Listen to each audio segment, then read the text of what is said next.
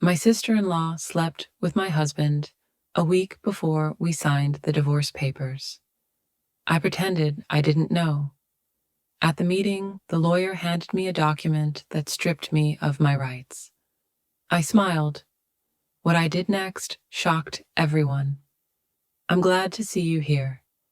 Follow my story to the end and leave a comment with the city you're watching from so I can see how far my story has gone. The afternoon sun filtered through the lace curtains of my dining room as I laid out the good china for dinner. Sage called that morning, her voice unusually tense as she asked if we could talk. Just the two of us. Something in her tone made me cringe, but I pushed it away. Sage was my sister-in-law, Amber's older sister, and while we were always polite, we weren't particularly close. I ran my hands over the tablecloth, the same cream linen I'd used for family gatherings for 30 years. At 64, I still prided myself on upholding tradition, creating a cozy home. Lately, the house had seemed too quiet when I wandered around it alone. Damon, my husband of 42 years, had been distant for months, always finding excuses to work late or disappear into his office. And Wade, our 35-year-old son, was so consumed with his marriage to Amber that his visits had become perfunctory at best. The doorbell rang, and I opened it to find Sage standing on the porch, clutching her purse like a shield. She was pale, her usually perfect makeup slightly smudged around her eyes, as if she'd been crying. "Neen, thank you for agreeing to meet with me," she said, her voice barely audible. "Of course, dear. Come in, come in." I led her into the dining room, noticing her hands shaking slightly as she set down her purse. "I made your favorite cucumber sandwiches and that lemon tart you raved about last Easter." She smiled weakly, but did not touch the food I had so carefully laid out. Instead, she looked down at her folded hands, her knuckles white with tension. "Sage, what's wrong? You look like you've seen a ghost." She looked up, and I saw something in her green eyes that made my blood run cold. Pain, guilt, and underneath it all, desperate love. "Nan, I need to tell you something, and I don't know how to tell you without ruining everything." My heart was racing, but I kept my voice level. "Whatever this is, we'll get through this together." Sage took a shaky breath, tears welling up in her eyes. "It's about Amber and Damon." The world wobbled slightly, but I forced myself to remain still. My hands rested quietly in my lap. "What about them?" "They're having an affair." The words came out in one breath, as if she'd been holding them in for so long that they'd built up pressure. "I've known for weeks. I saw them together at that little cafe downtown, not far from Damon's office. They were holding hands, kissing, acting like lovers."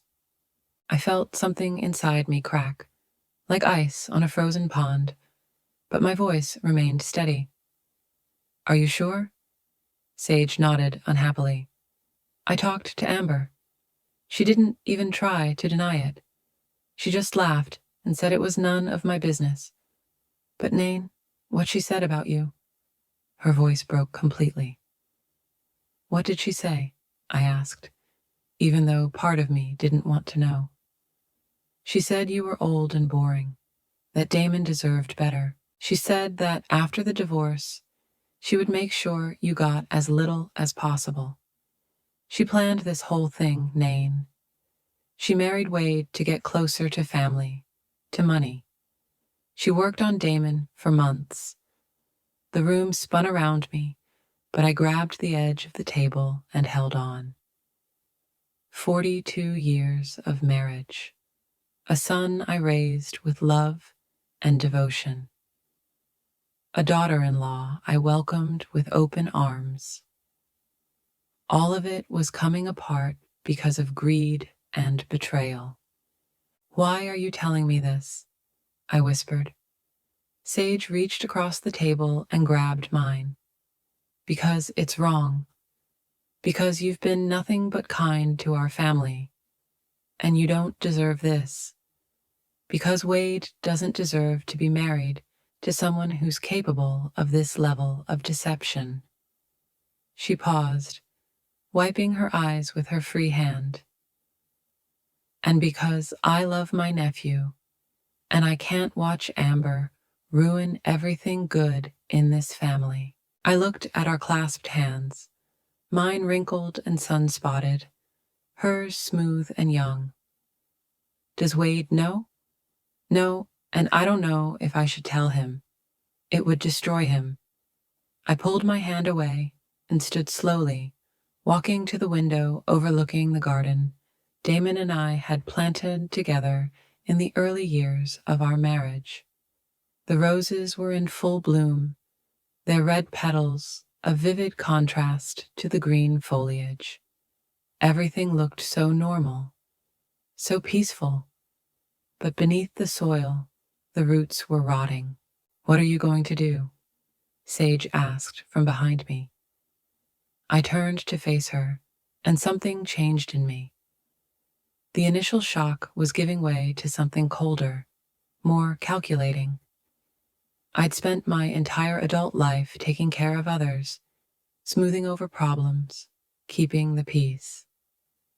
But this wasn't something that could be smoothed over. "Nothing," I said calmly. Sage's eyes widened. "Nothing? I'll pretend I never heard this conversation. I'll smile and play the role of a devoted wife and mother, and I'll let them think they're winning." "But Nan—" "Sage, dear, some games require patience, and I've been very patient for a very long time." I sat back down and poured myself a cup of tea with steady hands. "Tell me, does Amber know you're here?" "Number she thinks I'm at work." "Okay, it has to stay that way." I looked into her eyes, and she must have seen something there that surprised her, because she leaned back slightly. "Can you do that for me? Can you pretend you never told me?" Sage nodded slowly. "But what about Wade? What about your marriage?" I sipped my tea, letting the familiar ritual calm my raging thoughts. "Some battles aren't won by charging in with weapons drawn, my dear. Sometimes you have to let your enemies think they've already won." After Sage left, I sat alone in my dining room for a long time, staring at the untouched cake and sandwiches. The house seemed different now, as if the walls themselves had shifted. Every family photo on the mantelpiece, every shared memory associated with furniture and decorations, all of it was overshadowed by the knowledge of what was happening under my own roof. When Damon got home that night, I was in the kitchen cooking his favorite dinner, roast carrots and potatoes, the same dish I'd made every Thursday for 40 years. "Smells good," he said, not looking me in the eye as he loosened his tie. "Rough day at the office?" I asked politely, as if I didn't know he'd probably spent his lunch hour with my sister-in-law. "Same as usual." He disappeared upstairs to change, and I continued setting the table, my movements automatic and precise. When he returned, we ate in relative silence, our conversation limited to banal topics about the weather and household chores. But now I watched him closely, noticing things I hadn't noticed before. The way he constantly checked his phone, the new cologne he'd started wearing, The fact that he no longer looked at me when he spoke, 42 years old, and I was only now seeing my husband clearly. That night, as he lay next to me in our double bed, I looked at the ceiling and made a decision. They wanted to play games. Fine. But they had no idea who they were playing with. Living with the knowledge of betrayal was like walking on broken glass. Every forced smile, every polite conversation cut deeper into my soul. But I persisted, playing my role as an unsuspecting wife and mother, carefully observing the elaborate deception unfolding in my own home. 3 days after Sage's revelation, Amber arrived for our usual Sunday dinner. She walked into my kitchen in a new designer dress, her blonde hair perfectly coiffed, her smile as bright and fake as jewelry. "Nayan, you look beautiful," she said excitedly, hugging me with theatrical warmth. "I love how you decorated the table with flowers." I hugged her back, noticing the expensive perfume that coated her skin. The same scent I'd been smelling on Damon's shirts lately. "Thank you, honey. Wade will be here soon. Want some wine while we wait?" "That would be lovely." She settled herself at the kitchen island, crossing her legs elegantly. "Actually, I was hoping we could chat for a while. Just us girls." My hands remained steady as I poured the wine, even as my heart began to race. "Sure. What are you thinking about?" Amber took a graceful sip and leaned forward, conspiratorial. "I'm worried about you, Nayan. About you and Damon." The audacity of it nearly left me speechless. There she was, the architect of my marriage's demise, feigning concern. "Oh, why are you worried?" "Well, you two seem so distant lately. There's tension at family gatherings." She placed her manicured hand on mine in a gesture of mock sympathy. "Marriage can be so difficult after so many years. The spark just fades sometimes." I nodded thoughtfully, as if considering her words. "You know, you might be right. We're going through a rough patch." Amber's eyes lit up with satisfaction, which she tried to hide behind concern. "Have you thought about counseling? Or maybe it's time to think about what would make you both happier in the long run." "Do you think we should get a divorce?" I asked, my voice carefully neutral. "I'm not saying that." She quickly backed off, but I could see the worry beneath her worried facade. "I just think life is too short to stay in an unfulfilling marriage. You deserve to be happy, Nayan. You deserve someone who appreciates you." The irony was suffocating. "That's very sweet of you to say that. I care about this family," she continued, her voice taking on a false sincerity. "Wade would want both of his parents to be happy, even if it means breaking up. And honestly, you're still such an attractive woman. I'm sure there are plenty of men out there who would be thrilled with a woman like you." I smiled and nodded, playing the naive older woman being gently nudged toward divorce by her doting sister-in-law. Inwardly, I catalogued every word, every gesture, every calculated manipulation. When Wade arrived, the dynamic changed immediately. Amber became the devoted wife, hanging on his every word, constantly touching his arm, laughing at his jokes with exaggerated delight. But I noticed her eyes darting toward the door as Damon's car pulled into the driveway. Damon walked into the cafeteria, 20 minutes late, claiming he'd been held up at the office. Amber's cheeks flushed as he kissed my cheek in greeting, and I saw their eyes meet for a moment, too long across the table. "Sorry I'm late," Damon said, taking his usual seat. Matthews's account crisis. No big deal, Wade replied. We were just talking about this vacation Amber and I are planning for next month. Oh, right, Damon said, his attention suddenly focused. Where are you thinking of going? We haven't decided yet, Amber said, her voice more languid than usual. Maybe somewhere warm, tropical, where we can just get away from it all. The way she looked at Damon when she said get away made me feel sick, but I continued to cut my beef with steady hands, keeping a pleasant expression on my face. That sounds great, I said. You young ones work so hard. You deserve a break. After dinner, while Wade and I cleared the dishes, Amber and Damon remained at the table, their conversation quiet and intimate. I strained to catch snatches of their words. I can't do this anymore. Amber's voice was urgent and pleading. Not much longer, Damon's reassuring reply. She suspects something, Amber again worried. She doesn't know anything, Damon, dismissive. They were wrong. I knew, but I kept loading the dishwasher, humming softly to myself as if I had no worries.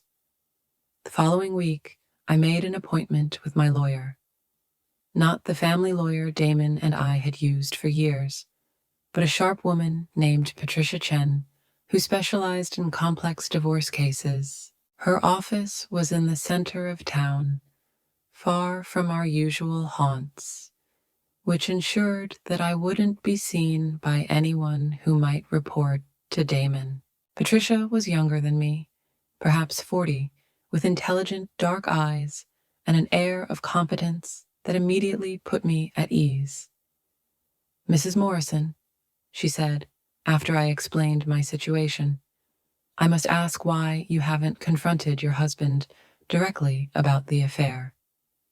I clasped my hands in my lap, choosing my words carefully. Because I want to understand exactly what I'm dealing with before I make any decisions.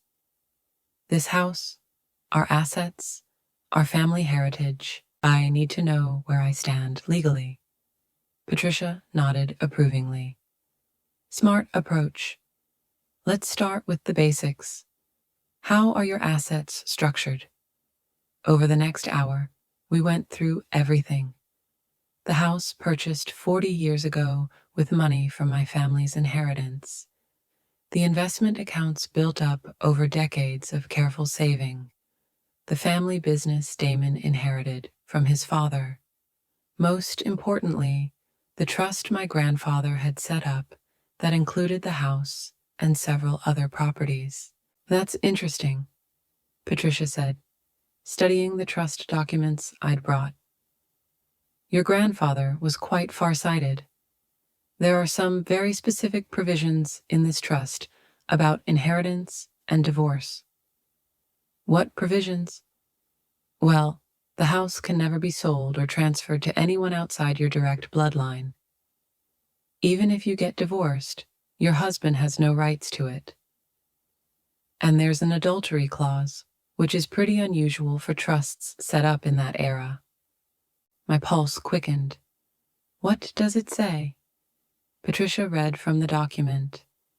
In the event of a divorce for adultery, the innocent party shall retain all rights in the trust property, and the guilty party shall forfeit all rights in the assets derived from or related to said trust. I sat back, feeling something like hope welling up in my chest for the first time in weeks. So, if I can prove Damon cheated on me, not only will you keep the house, but you'll also keep several other properties and investments that are tied to the trust. The property your husband now believes he has a stake in, and he doesn't know about these provisions. Patricia shook her head. From what you've told me, It sounds like he's operating under the assumption that you'll be entitled to half of everything in a standard divorce. He has no idea about trust protections. I left Patricia's office feeling lighter than I had in weeks. Damon and Amber thought they were playing chess, but they didn't even know all the pieces on the board. That night, I watched as Damon struggled to maintain his facade of a devoted husband. He praised my cooking with false enthusiasm, asked about my day with feigned interest, and kissed my forehead goodnight with lips that had kissed another woman. But I could see the cracks in his performance. Guilt gnawed at him even as his arrogance convinced him he was shirking responsibility. "Damon," I said as we got ready for bed, "I was thinking about what Amber said the other day about our marriage." He tensed, his back to me, hanging up his shirt. "What about it?" "Maybe she's right. Maybe we should consider our options." He turned, and I saw a flicker of something in his eyes. Relief? Concern? "Are you saying you want a divorce?" I shrugged, as if the thought didn't break my heart. "I'm saying maybe it's time for both of us to pursue our happiness, wherever that may lead." Damon nodded slowly, trying to look solemn, clearly holding back a smile. "If that's what you want, Nayon, I just want you to be happy," the liar. But I smiled back at him, playing my part in this terrible theater. "I want us both to be happy." As I lay in bed that night, listening to Damon's contented breathing next to me, I thought of Amber's triumphant smile, the expensive dress and perfume she wore to family dinners. Now, the way she'd touched my son's shoulder, planning her escape with his father. They thought they were so smart. They thought they had already won. They had no idea the game was just beginning. The law firm of Piton and Associates occupied the top floor of a gleaming downtown skyscraper, all marble and mahogany, designed to inspire awe. I sat in the waiting room, my hands folded calmly in my lap, while Damon paced the picture windows, checking his phone every few seconds. He had been on edge all morning, snapping at me at breakfast and muttering under his breath about getting this over with. Amber insisted on coming, claiming she wanted to support Wade during this difficult time for the family. She sat next to my son, her hand on his thigh, whispering soothing words in his ear. Wade looked devastated, his face pale and drawn.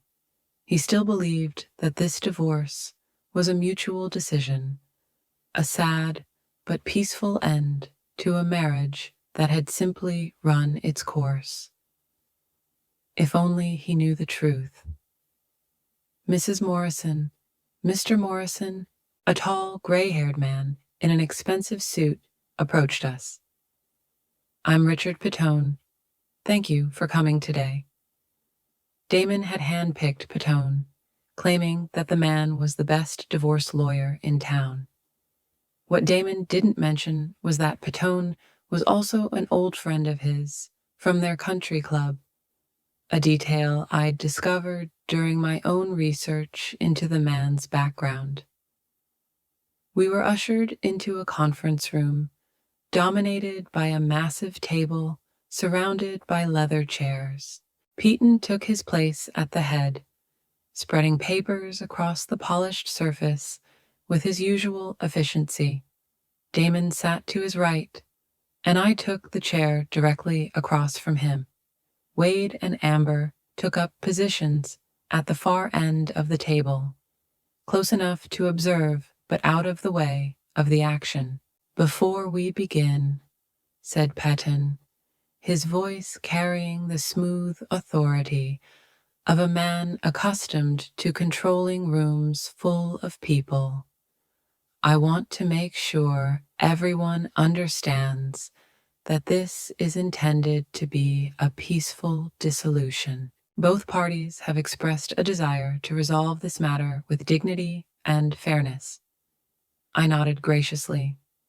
Of course, we both do. Damon glanced at me, perhaps surprised by my accommodating tone. He had expected resistance, arguments, tears.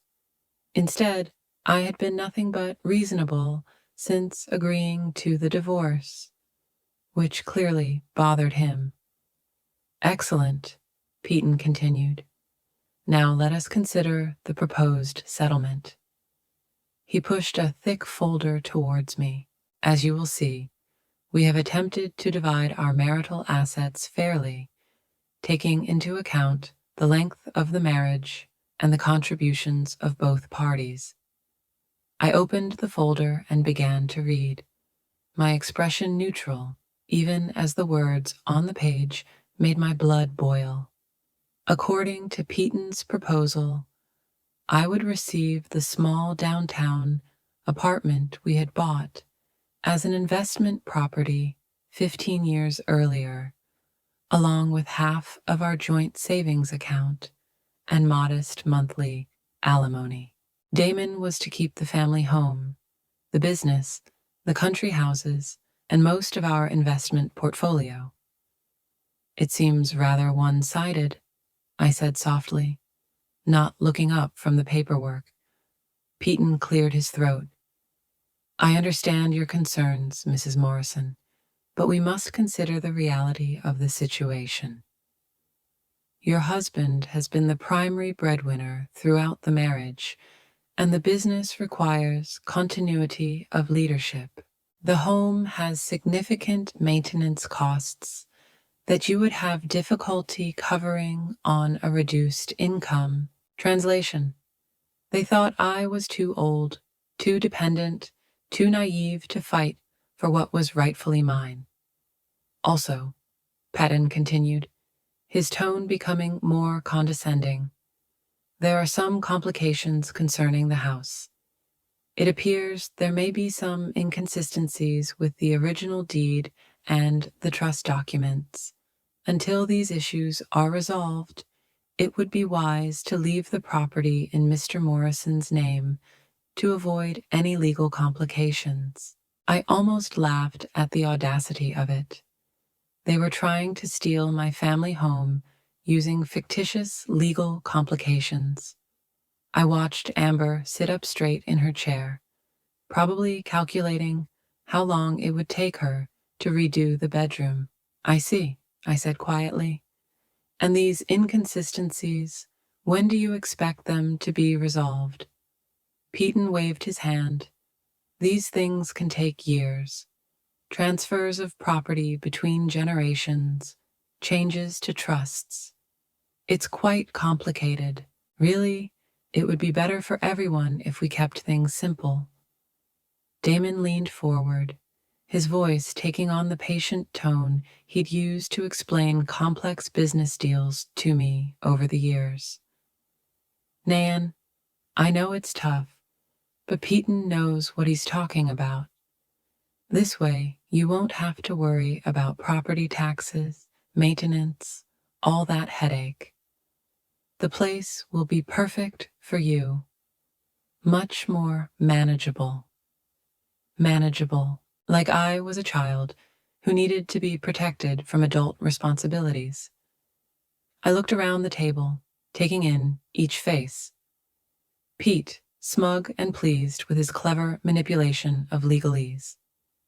Damon, trying to look sympathetic while barely containing his excitement at getting what he wanted. Amber, her eyes shining with triumph as she imagined herself as the mistress of my family home. And Wade, my sweet boy, looking awkward but trusting that his parents were doing the right thing. Well, I said, closing the folder with a soft click, I suppose you've thought of everything. Peyton smiled, probably thinking he'd won. We've tried to be thorough. Yes, of course, you can ask your lawyer to look over the documents, but I think you'll find it's all pretty standard for a case like this. A case like this.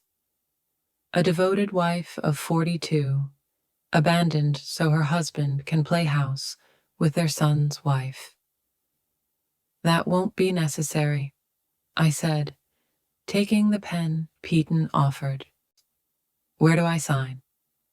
The room went silent. Even Amber looked surprised by my immediate capitulation. Are you sure, Mom? Wade asked, his voice hesitant. Maybe you should think about it. I turned to my son, this good man who still believed in fairness and honesty because I raised him that way, and smiled. Sweetheart, sometimes in life you have to know when to fight and when to accept reality. Your father and I have had a good life, but it's time for both of us to start new chapters. Damon was frowning now, clearly puzzled by my easy surrender. He had been expecting a fight, probably prepared with arguments and justifications for why he deserved everything. My agreement was making him nervous. Signature here, Peyton said, pointing to a line at the bottom of the last page. And here, and initial here. I signed my name in firm strokes, each letter precisely traced. Name Elizabeth Morrison. The same signature I used on our marriage certificate 42 years ago when I believed in eternity. It's done, I said, putting my pen down and looking straight at Damon. I hope this gives you everything you're looking for. Something flickered in his eyes. Guilt, or a belated realization of what he was destroying. But the moment passed quickly, replaced by the selfish satisfaction of a man who thought he'd gotten away with betraying his wife. Amber could barely contain herself. She reached out and squeezed Wade's hand, her voice choppy with emotion. I'm so proud of how maturely you both are handling this. It takes real strength to put family first. Family first. The woman who had slept with her father-in-law was lecturing me on how to put family first. Thank you, dear, I said warmly. It means so much coming from you. As we prepared to leave, Peyton collected the signed papers with obvious satisfaction. I'll file them with the court tomorrow. The divorce must be finalized within 60 days. 60 days until Damon is free to marry his son's wife. 60 days until Amber thinks she's going to live in my family home. 60 days until they discover that some games have rules the players don't even know. Outside the building, Wade hugged me tightly, his eyes wet with unshed tears. Mom, are you okay? You're taking this so calmly. I stroked his cheek, this boy who looked so much like his father at the age when Damon still had a soul. I'm okay, honey. Everything will work out just the way it's supposed to. Amber appeared next to us, wrapping her arms around Wade's waist in a mock possessive manner. Your mother is incredibly strong, baby. She'll be so much happier now. I'm sure I will, I agreed, meeting her triumphant gaze with a serene smile. I'm sure we all will. As they left, I could hear Amber excitedly chattering about how she was going to help me pack, how she was going to find me a good nursing home where I could make friends my own age, how much easier life would be for everyone now. I stood there in the shadow of the skyscraper, watching my husband and sister-in-law celebrate their victory, and I felt a deep, cold satisfaction in my chest. They thought they had won. They thought they had outwitted the naive old lady who had taken care of everyone for 42 years. They had no idea that exactly 60 days later, When their divorce became final and they tried to collect their prizes, they would discover that some of the property belonged not to husbands or wives, but to bloodlines that stretched back generations. I walked to my car with confident steps, already thinking about the phone call I needed to make to Patricia Chen. There was preparation to be done, paperwork to be gathered, and a few more moves to be made in this chess game they didn't even know they were losing. The real show was about to begin. 2 weeks after signing the divorce papers, I was tending my rose garden when I heard the sound of tires crunching on gravel. Wade's car pulled into the driveway, but something was wrong. Instead of his usual cheerful greeting, he sat behind the wheel for a long time, gripping the steering wheel as if it were the only thing holding him in place. When he finally got out, I saw that my son was a broken man.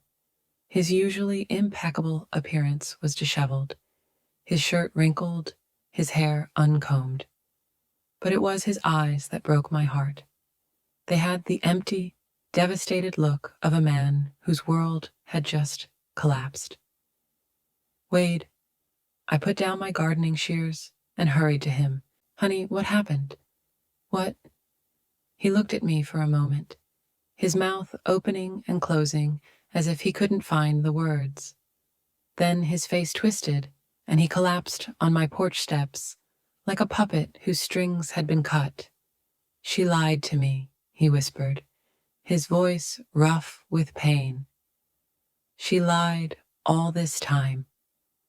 I sat down next to him, hesitant to speak. Part of me wanted to hug him and tell him everything was going to be okay. Another part wanted to demand details, to finally get confirmation of what I had known for weeks. Instead, I waited, letting him find his way to the truth at his own pace. I found the messages, he continued, looking down at his hands. Hundreds of messages between Amber and Dad. They'd been planning this for months. My heart clenched for him, but I forced my voice to remain calm. Planned what? Wade laughed bitterly, a laugh that sounded nothing like my gentle son's. The divorce, the affair, they thought they were so smart, waiting for you to sign the papers so they could run away together. Amber bragged to someone about how easy it was to manipulate the both of you. The words hit me like physical blows, even though I'd known the truth for weeks. Hearing it from Wade's lips made it real in a way all my observations and suspicions never could. How did you know? I asked quietly. Sage called me. Wade's voice was full of gratitude and grief. She said she couldn't watch this happen anymore. She told me where to look, what to look for. At first I thought she was crazy, but then I checked Amber's phone while she was in the shower and... He trailed off, unable to finish the sentence. I could imagine what those messages contained.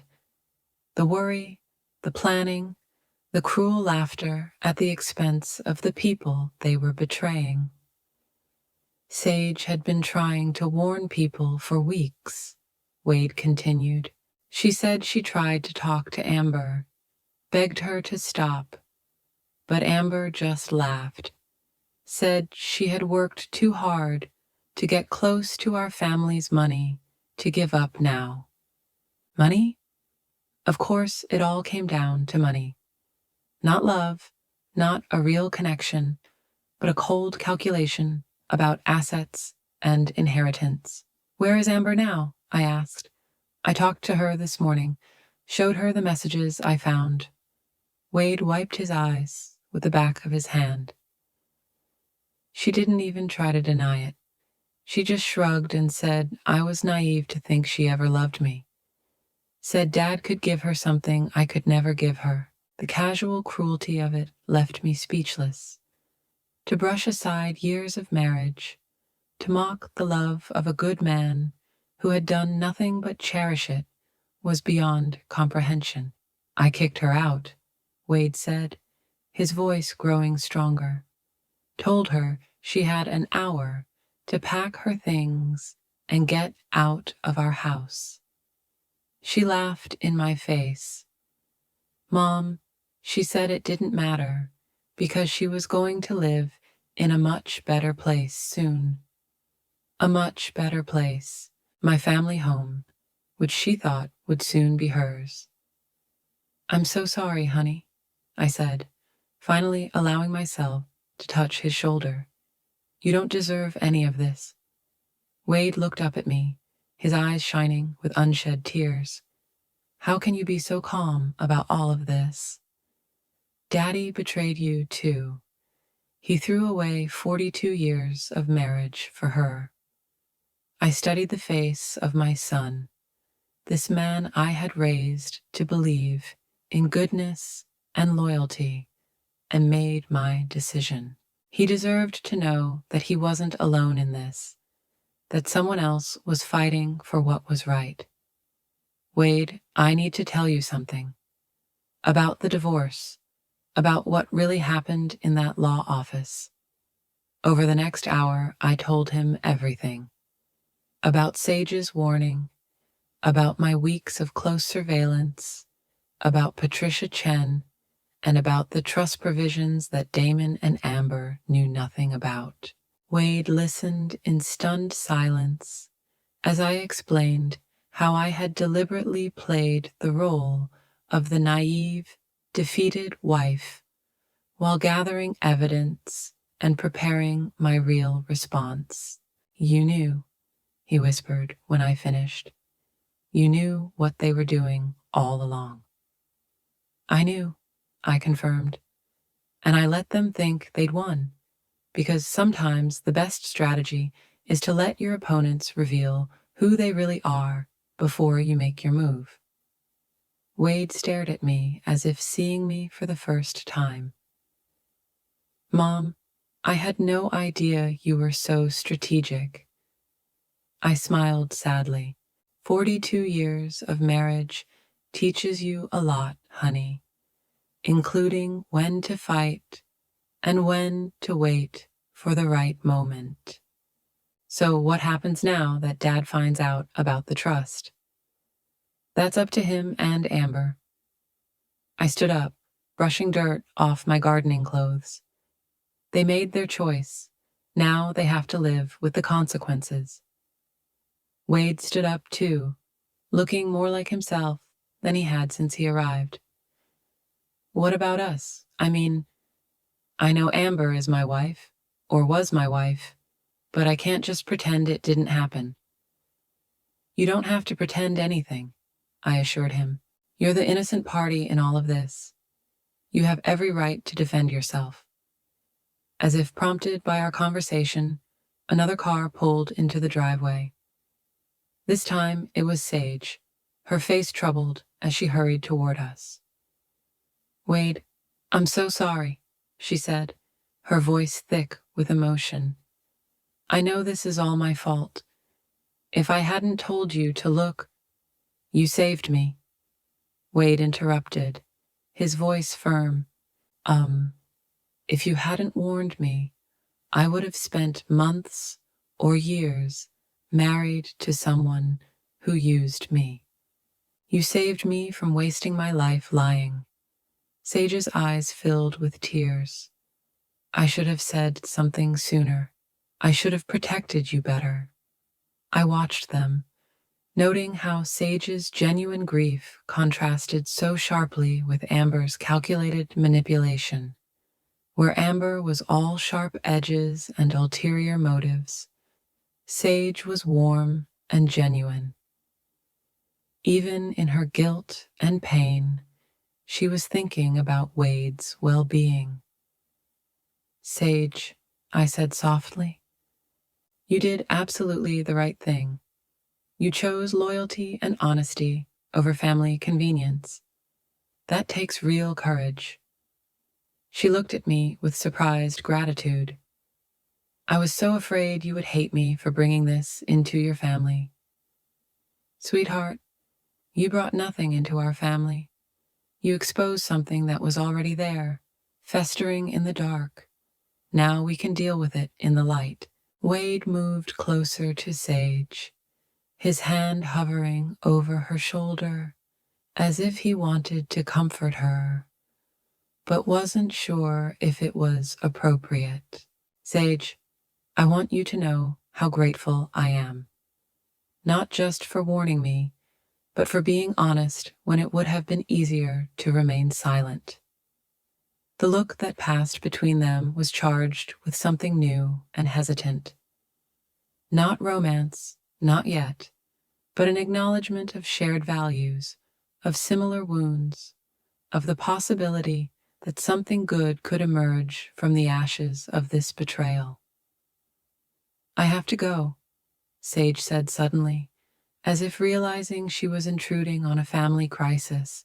You two need some time to digest all of this. Actually, Wade said quickly, do you want to stay for dinner? Mom makes the best roast in the county, and I think we could all use a proper conversation. Sage looked to me for permission, and I nodded warmly. I'd love for you to stay. It's been too long since we've had any honest conversations around the dinner table. As the three of us walked towards the house, I felt something change in the air around us. The toxic cloud that had hung over our family was finally beginning to lift. Amber's betrayal had been devastating, but it had also revealed the true character of everyone involved. Wade was stronger than I'd given him credit for, capable of facing hard truths and making tough decisions. Sage was proving herself to be everything her sister wasn't: loyal, honest, selfless, and I'd rediscovered my strength, my ability to plan, to wait, to fight for what mattered. That night, as we sat at my kitchen table, sharing stories and laughing, I watched Wade and Sage together. There was something healing in their connection, an acknowledgement that they had both been betrayed by someone they loved. But that betrayal didn't have to define them. You know, Sage said quietly as we cleared the dishes, Amber always said I was too soft, too trusting. She said good people always lose. Wade paused, watching her carefully. I used to think that being decent was enough, that if you treated people well and trusted them, they would treat you well. And now? I asked, curious to see how this experience would change my son. Wade glanced at Sage, then at me. Now I think being decent is still the right choice, but it doesn't mean you have to be naive. You can be kind and still stand up for yourself. You can trust people who prove they deserve it. As the evening drew to a close and Sage prepared to leave, Wade walked her to her car.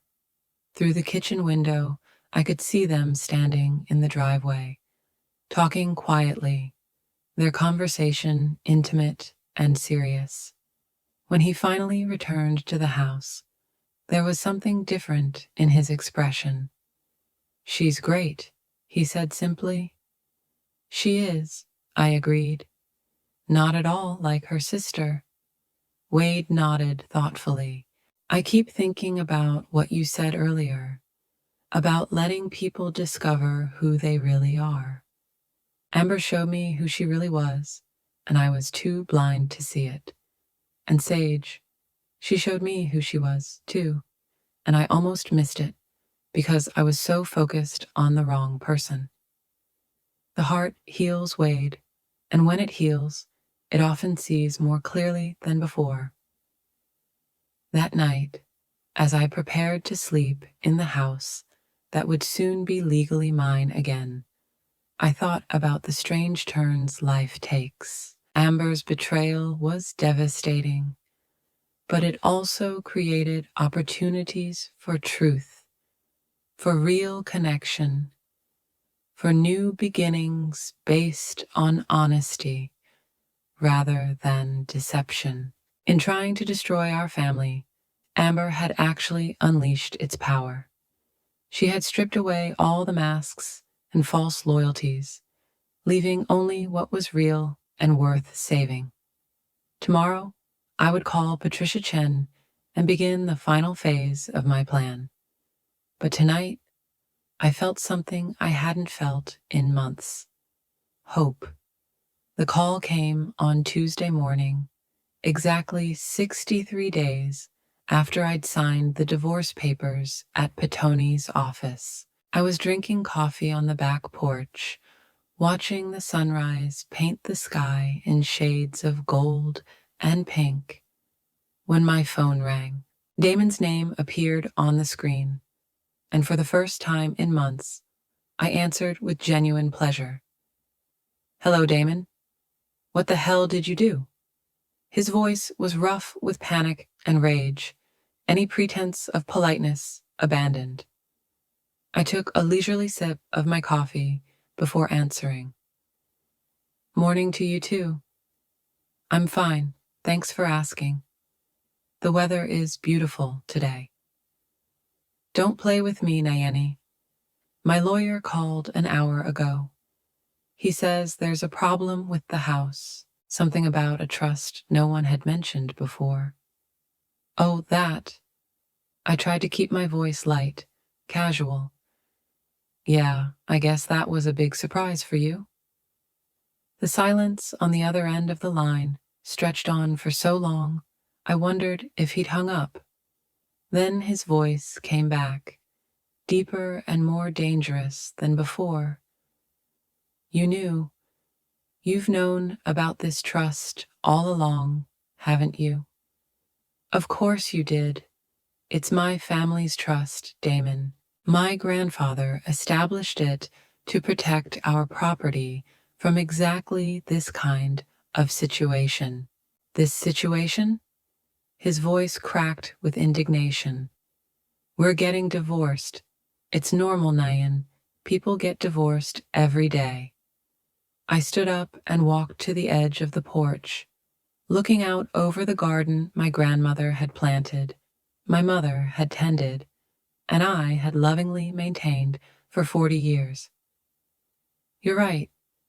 People do get divorced every day, but they don't usually cheat on their daughter-in-law while plotting to steal their wife's family home."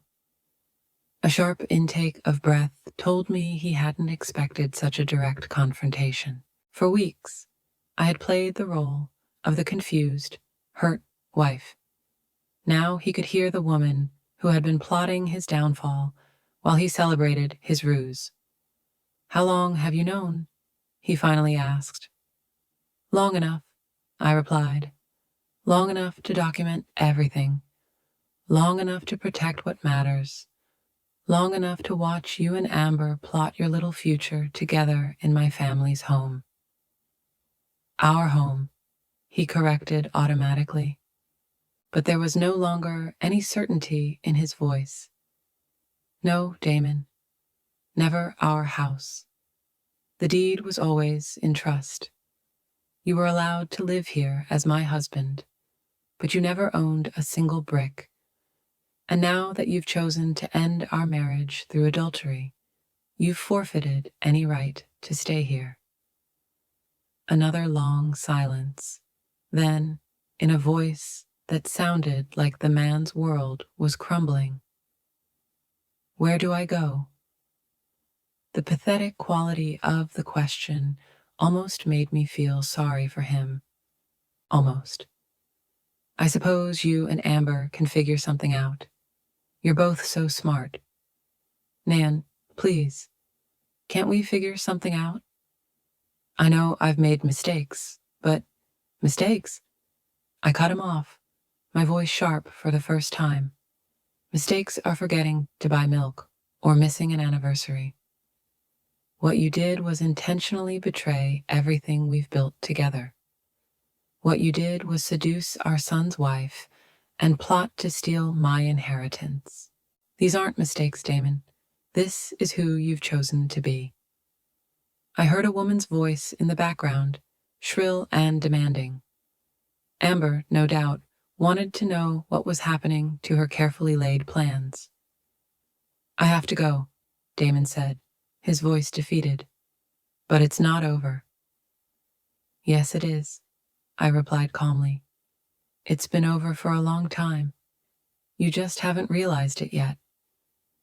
I hung up and sat back down, finishing my coffee in peaceful silence. The phone rang a few more times. Damon's number, then an unknown number that was probably Amber's. But I didn't answer. I had nothing more to say to them. An hour later, Wade's car pulled into the driveway. He looked grim but determined as he walked up the steps, Sage holding a file at his side. Mom, we need to talk, he said without preamble. Sure, sit down. Wade took the chair across from me, and Sage settled in next to him. Their closeness speaking of the growing connection between them. Over the past few weeks, they had become inseparable, finding solace and understanding in their shared experience of betrayal. Sage was helping me go through Amber's things, Wade began. We found some documents I thought you should see. Sage opened a folder and pulled out a stack of papers. They were hidden in a safe in Amber's closet. I think they show how long this was all planned. The first document was a copy of my grandfather's will, annotated in Amber's handwriting, with notes on property values and inheritance laws. The second was a meticulously detailed timeline showing when she planned to seduce Damon, when they would initiate divorce proceedings, and when they expected to take possession of the house. But it was the third document that made my blood run cold. It was an insurance policy on my life, taken out by Amber 6 months earlier, with her listed as the beneficiary. She forged your signature, Sage said quietly. I checked with the insurance company. They have no record of you ever agreeing to this policy. Wade's face was pale with rage. She wasn't just planning to steal from you, Mom. She was planning... He couldn't finish his sentence. I stared at the policy, feeling a chill that had nothing to do with the morning air. The woman I had adopted into my family, the woman I had treated like a daughter, was planning not only my financial ruin, but perhaps something far worse. There's one more thing, Sage continued, pulling out a printed email. This is from a private investigator Amber hired to investigate your family's assets. She spent months poring over the trust, trying to find loopholes. The investigator's report was detailed and chilling. It detailed not only the terms of the trust, but my daily habits, my medical history, my relationships with my neighbors and friends. Amber studied me like a predator studies its prey. Wade, I need you to take these documents to the police, I said, my voice steady despite the turmoil in my chest. But a fake insurance policy is a felony. I already did, he said. I called Detective Martinez this morning. He's opening an investigation for identity theft and insurance fraud. We were silent for a moment, the full extent of Amber's betrayal taking in. She hadn't just been unfaithful. She systematically planned to destroy our entire family. There's one more thing, Sage said hesitantly. Something I probably should have told you weeks ago. Wade took her hand encouragingly. Speak. Amber isn't just manipulative and greedy. She's dangerous. This isn't the first time she's done something like this. Sage's voice was barely audible. Our Aunt Eleanor died 2 years ago. Sudden heart attack. Very unexpected. Amber was taking care of her at the time, helping with her medications. The aftermath hung in the air like a toxic cloud. Wade tightened his grip on Sage's hand. The doctor said it could happen to anyone, Sage continued. Eleanor had a heart condition, and sometimes things just happen. But after that, Amber inherited Eleanor's house and her savings, and she seemed so happy about it.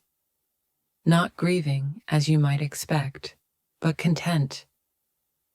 Did you tell the police about this? I asked.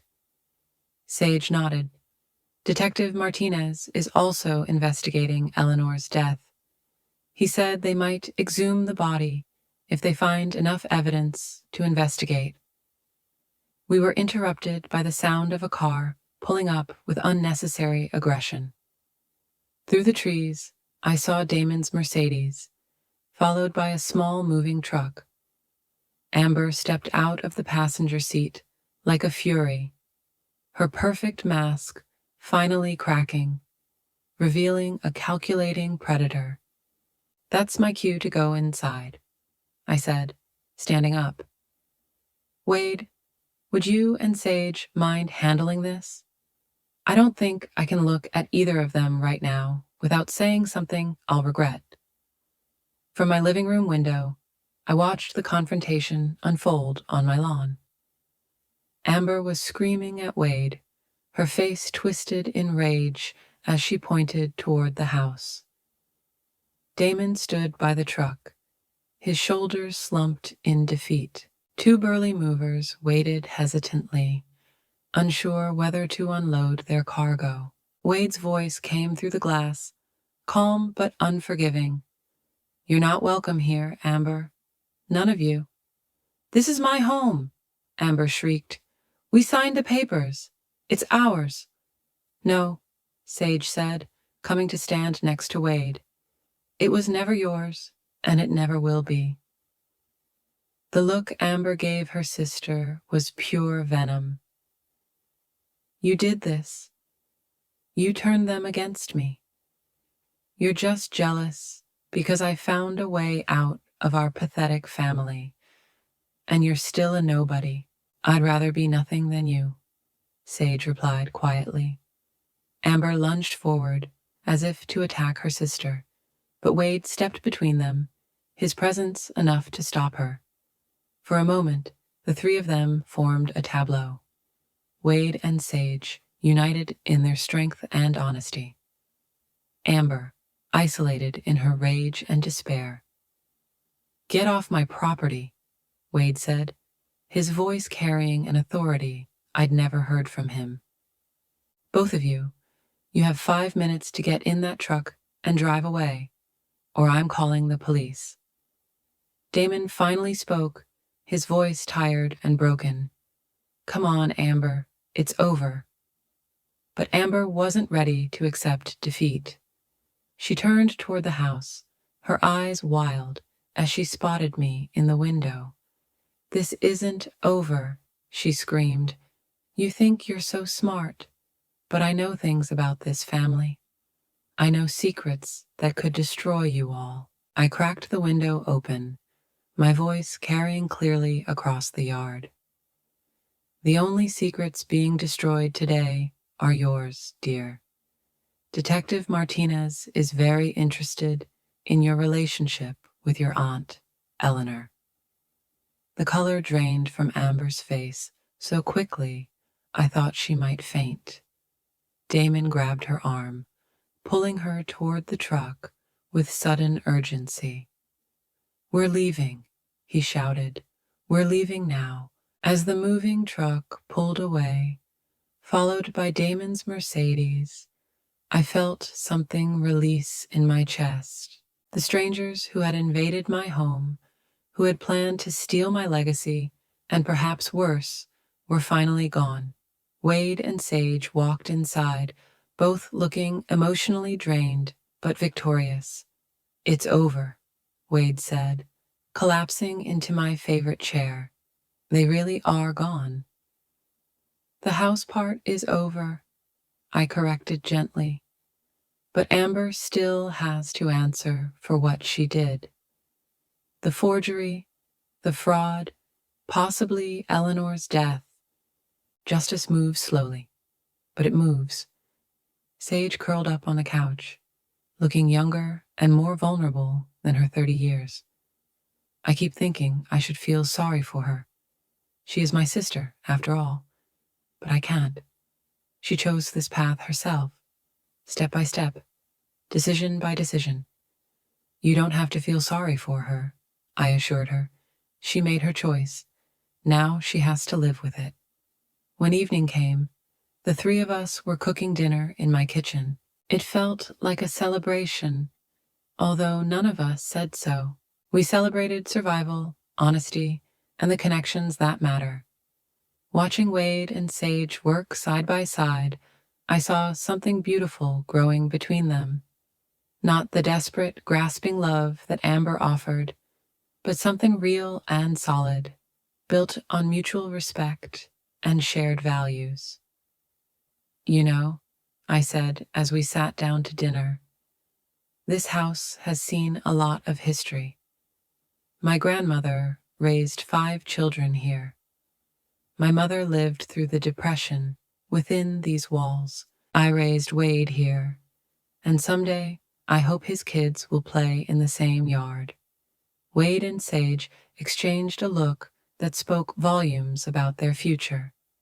"But tonight," I continued, raising my glass of wine, "we celebrate the fact that this home will remain in the hands of people who understand what family truly means."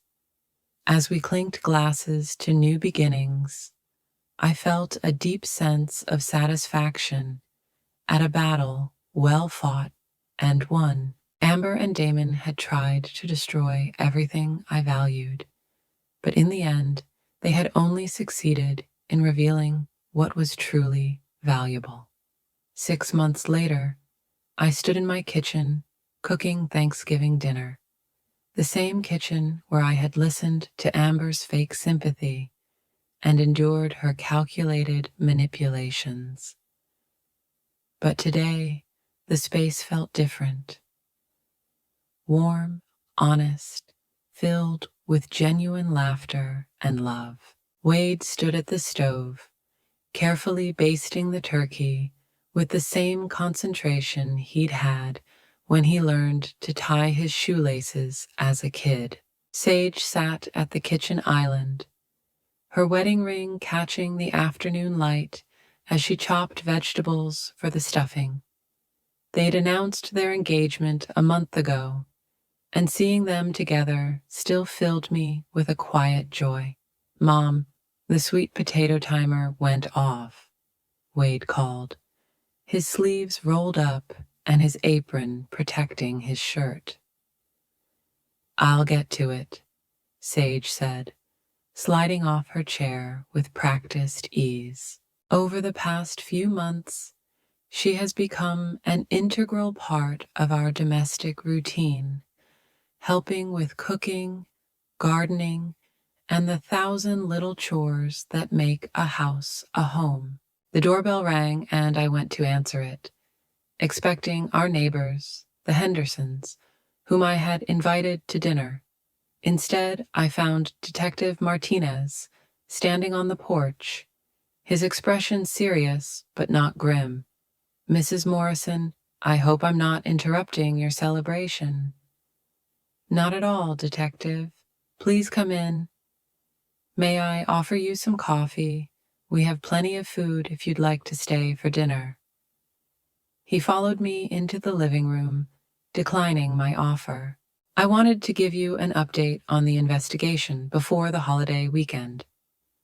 Wade and Sage appeared at the door, their faces tense with anticipation. Amber Hallbrook has been formally charged with insurance fraud, identity theft, and conspiracy to commit fraud, Martinez began. The district attorney is confident that he can secure convictions on all counts. And Eleanor? Sage asked quietly. Martinez's expression grew more serious.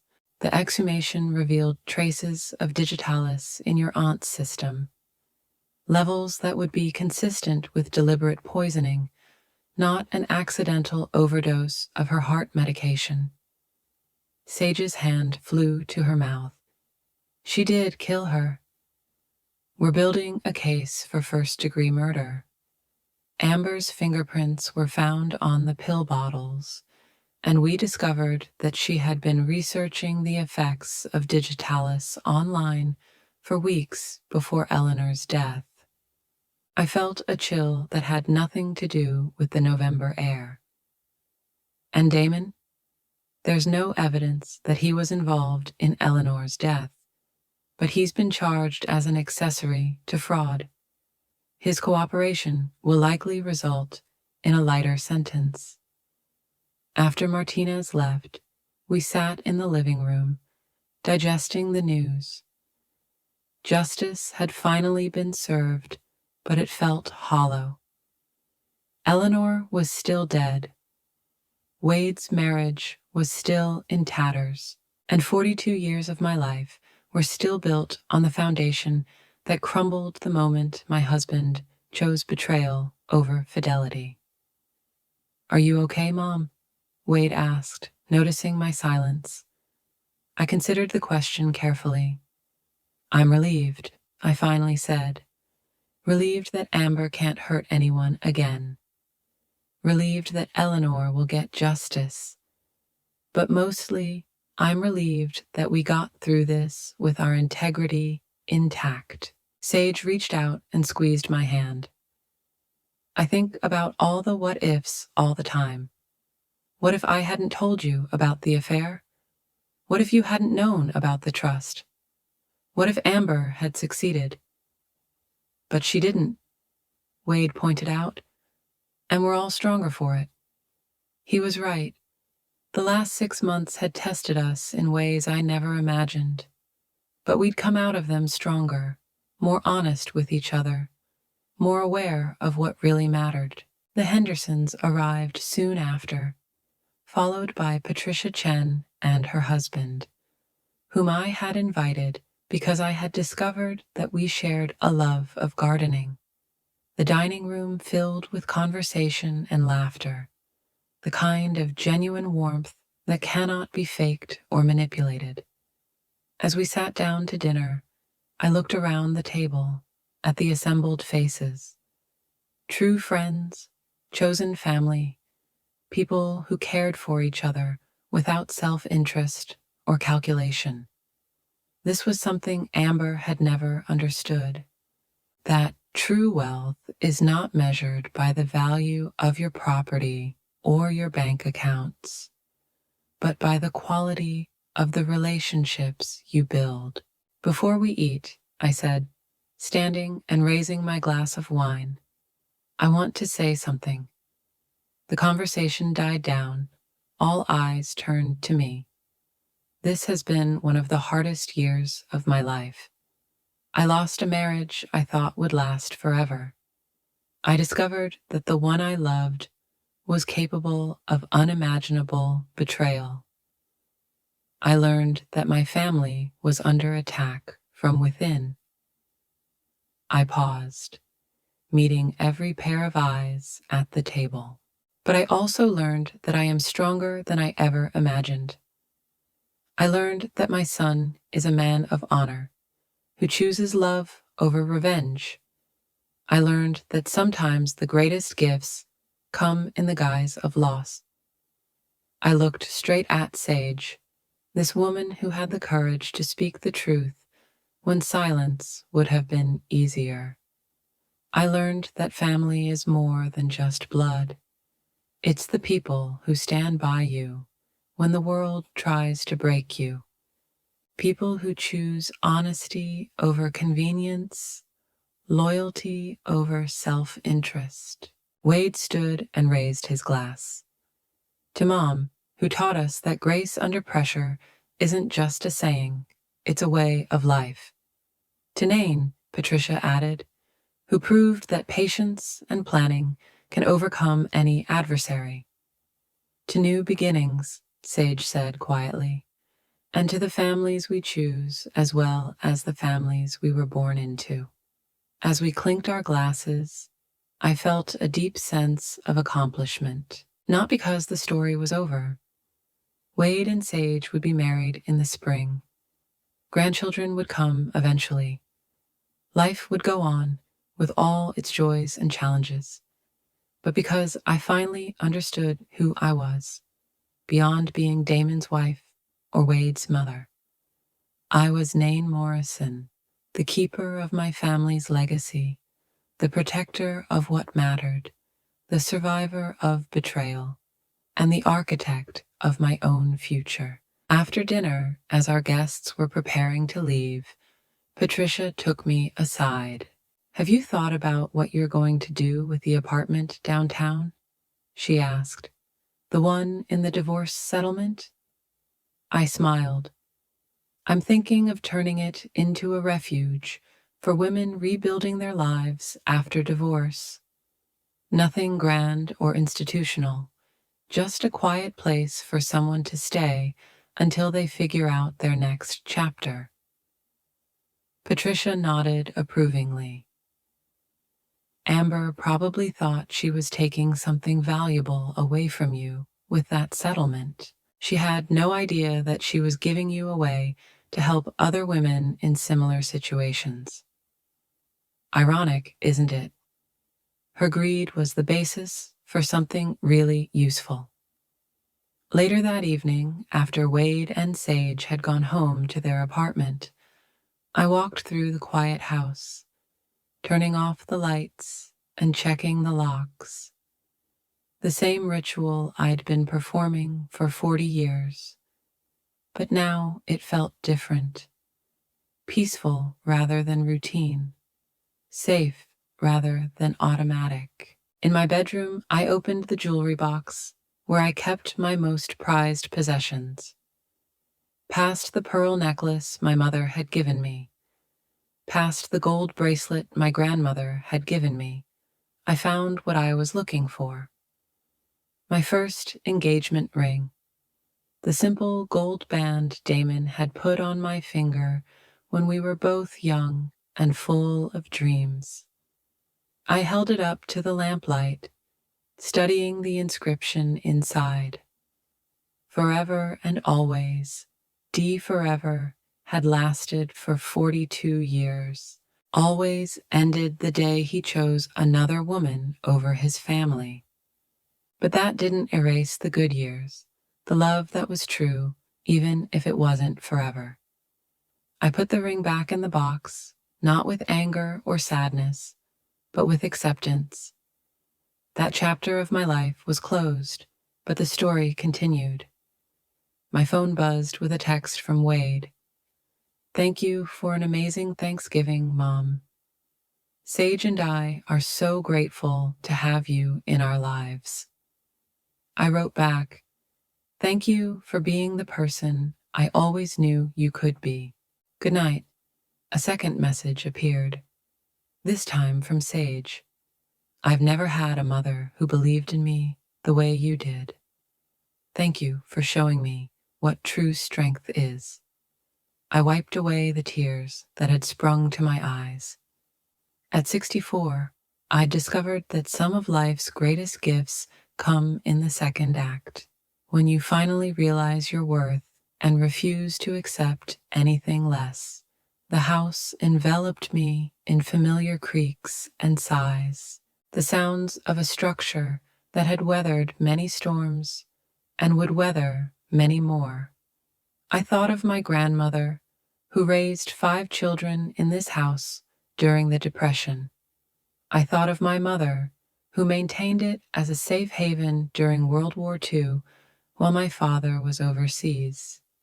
I was part of a long line of strong women who stood up for what mattered, who faced adversity with dignity and determination. Amber tried to break that chain, but she only made it stronger. Tomorrow, I'll start planning a retreat for divorced women, using the apartment that was supposed to be my consolation prize. Next month, I'll help Wade and Sage plan their wedding, which will take place in the garden where my grandmother married my grandfather 80 years ago. But tonight, I'll just be grateful for survival, for discovery, for knowing that at any age, at any stage of life, it's never too late to find out who you really are when all the phoniness has been stripped away. Outside my window, the November wind rustled the bare branches of the oak tree Damon and I planted on our 10th anniversary. It had weathered storms, droughts, and countless seasons. Like me, it had bent but not broken, endured and grown stronger. In the spring it would bloom again, and so would I. Now I wonder about you who have listened to my story. What would you do in my shoes? Have you ever been through anything like this? Leave a comment below. In the meantime, I'm leaving 2 other stories on the final screen that are channel favorites and will definitely surprise you. Thank you for watching to the end.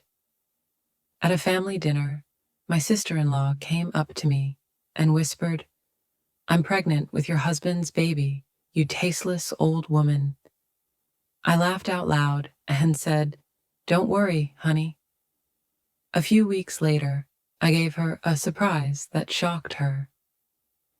I'm glad to see you here. Follow my story to the end and leave a comment with the city you're watching from, so I can see how far my story has come. I was married to Cedric for 43 years. 43 years of shared breakfasts, quiet Sunday mornings, and the comfortable silence that comes when 2 people know each other's rhythms by heart. At 65, I thought I knew everything there was to know about my husband, my son Jude, and the life we'd built together in our spacious colonial home. I was wrong. That all changed on a Tuesday night in late September. The dining room was warmed by the golden light of the chandelier Cedric bought me for our 20th anniversary.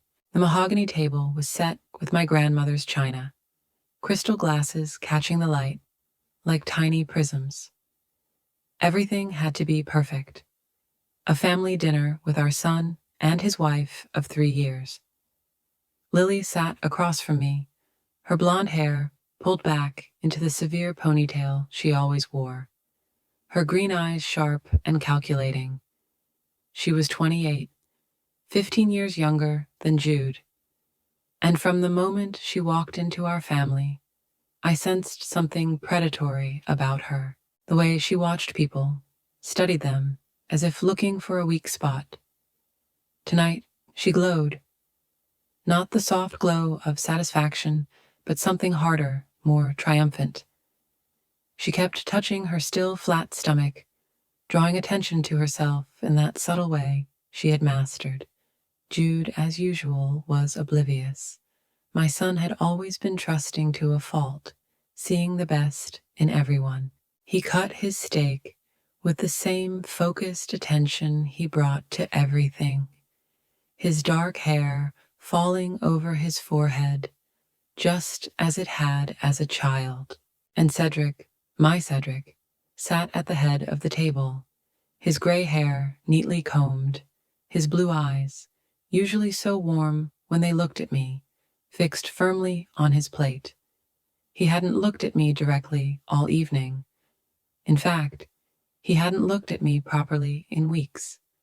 "Bessie, you've outdone yourself again," Jude said, gesturing toward the roast I'd spent the day preparing. "This is incredible." I smiled at my son, but it seemed forced. There was a tension in the air that made the food taste like cardboard in my mouth. Something was brewing, and I could feel it, like the pressure before a storm. Mother Bessie is such a wonderful housewife, Lily said. Her voice was sweet as honey, but with a sharpness that only I seemed to hear. Such a devoted wife and mother. It's truly inspiring. The way she emphasized the word devoted made me wince, but I nodded politely. Thank you, dear. Lily dabbed at her lips with her napkin, a small smile playing on her lips. You know, I've been thinking a lot about commitment lately, about marriage vows, for better or for worse, in sickness and in health. Her eyes glittered, through thick and thin. Cedric's fork clanked against his plate, the sound unnaturally loud in the sudden silence. That's lovely, dear, Jude said, reaching out to squeeze his wife's hand. Marriage is about commitment, isn't it? Building something together. Oh yes, Lilia agreed, but she was looking at me now. Building something, or sometimes sharing what's already been built. My heart began to beat faster, though I couldn't quite put my finger on why. Something in her tone, in the way Cedric continued to avoid my gaze, made me wary. I have news, Lilia announced suddenly, her voice cutting through the silence. News that will change everything for our family. Jude sat up straight in his chair, his face lighting up with anticipation. What is it? Lilia stood gracefully, adjusting her dress. I'm pregnant. The words hit the room like a physical blow. Jude's face transformed with joy, and he jumped up to embrace his wife. Lilia, this is wonderful. This is... He turned to us, beaming. Mom, Dad, you're going to be grandparents. I should have been overjoyed. I should have been crying with happiness, rushing to hug my daughter-in-law, planning the nursery colors and children's parties. Instead, something cold and ugly twisted in my stomach as I saw Lilia's eyes over Jude's shoulder. She was looking at Cedric, and there was something triumphant in her expression. Congratulations, I managed to say, my voice sounding strange even to my own ears. But Lilia wasn't finished. As Jude released her and went to pour champagne for a toast, she slowly walked around the table. She stopped at my chair, leaning forward as if to give me a congratulatory hug. Instead, her lips brushed my ear, and she whispered words that would haunt me for weeks. I'm pregnant with your husband's child, you old fool. The world reeled. My hands gripped the edge of the table so tightly, my knuckles turned white. But somehow, I laughed, a bright, clear sound that echoed through the dining room. Don't worry, darling, I heard myself say, my voice steady despite the earthquake happening inside my chest. It'll be okay. Lilia pulled away, confusion flickering across her face. She'd expected tears, accusations, drama. My calm answer threw her off balance. But when I looked across the table at my husband, my Cedric, who still couldn't meet my eyes, I felt something inside me die. The last ounce of trust, perhaps the last thread of certainty in the life I thought I'd built. Jude was still talking, raising his glass, talking about new beginnings and growing families. His happiness was so pure, so genuine, that it broke my heart all over again. How long had this been going on? How many lies had I lived? I raised my glass with a steady hand, smiled at my son, and felt my world crumble around me. The rest of dinner passed in a haze. I answered when spoken to, smiled when expected, played the role of the surprised but delighted mother-in-law. But inside I was screaming. When they finally left, Jude was chatting excitedly about cribs and college funds, and Lily gave me one last satisfied look as I stood in my kitchen, loading the dishwasher with mechanical precision. Cedric appeared in the doorway, his shoulders slumped with exhaustion. "Bess," he began, his voice hoarse. "Not today," I said without turning around. "I can't today."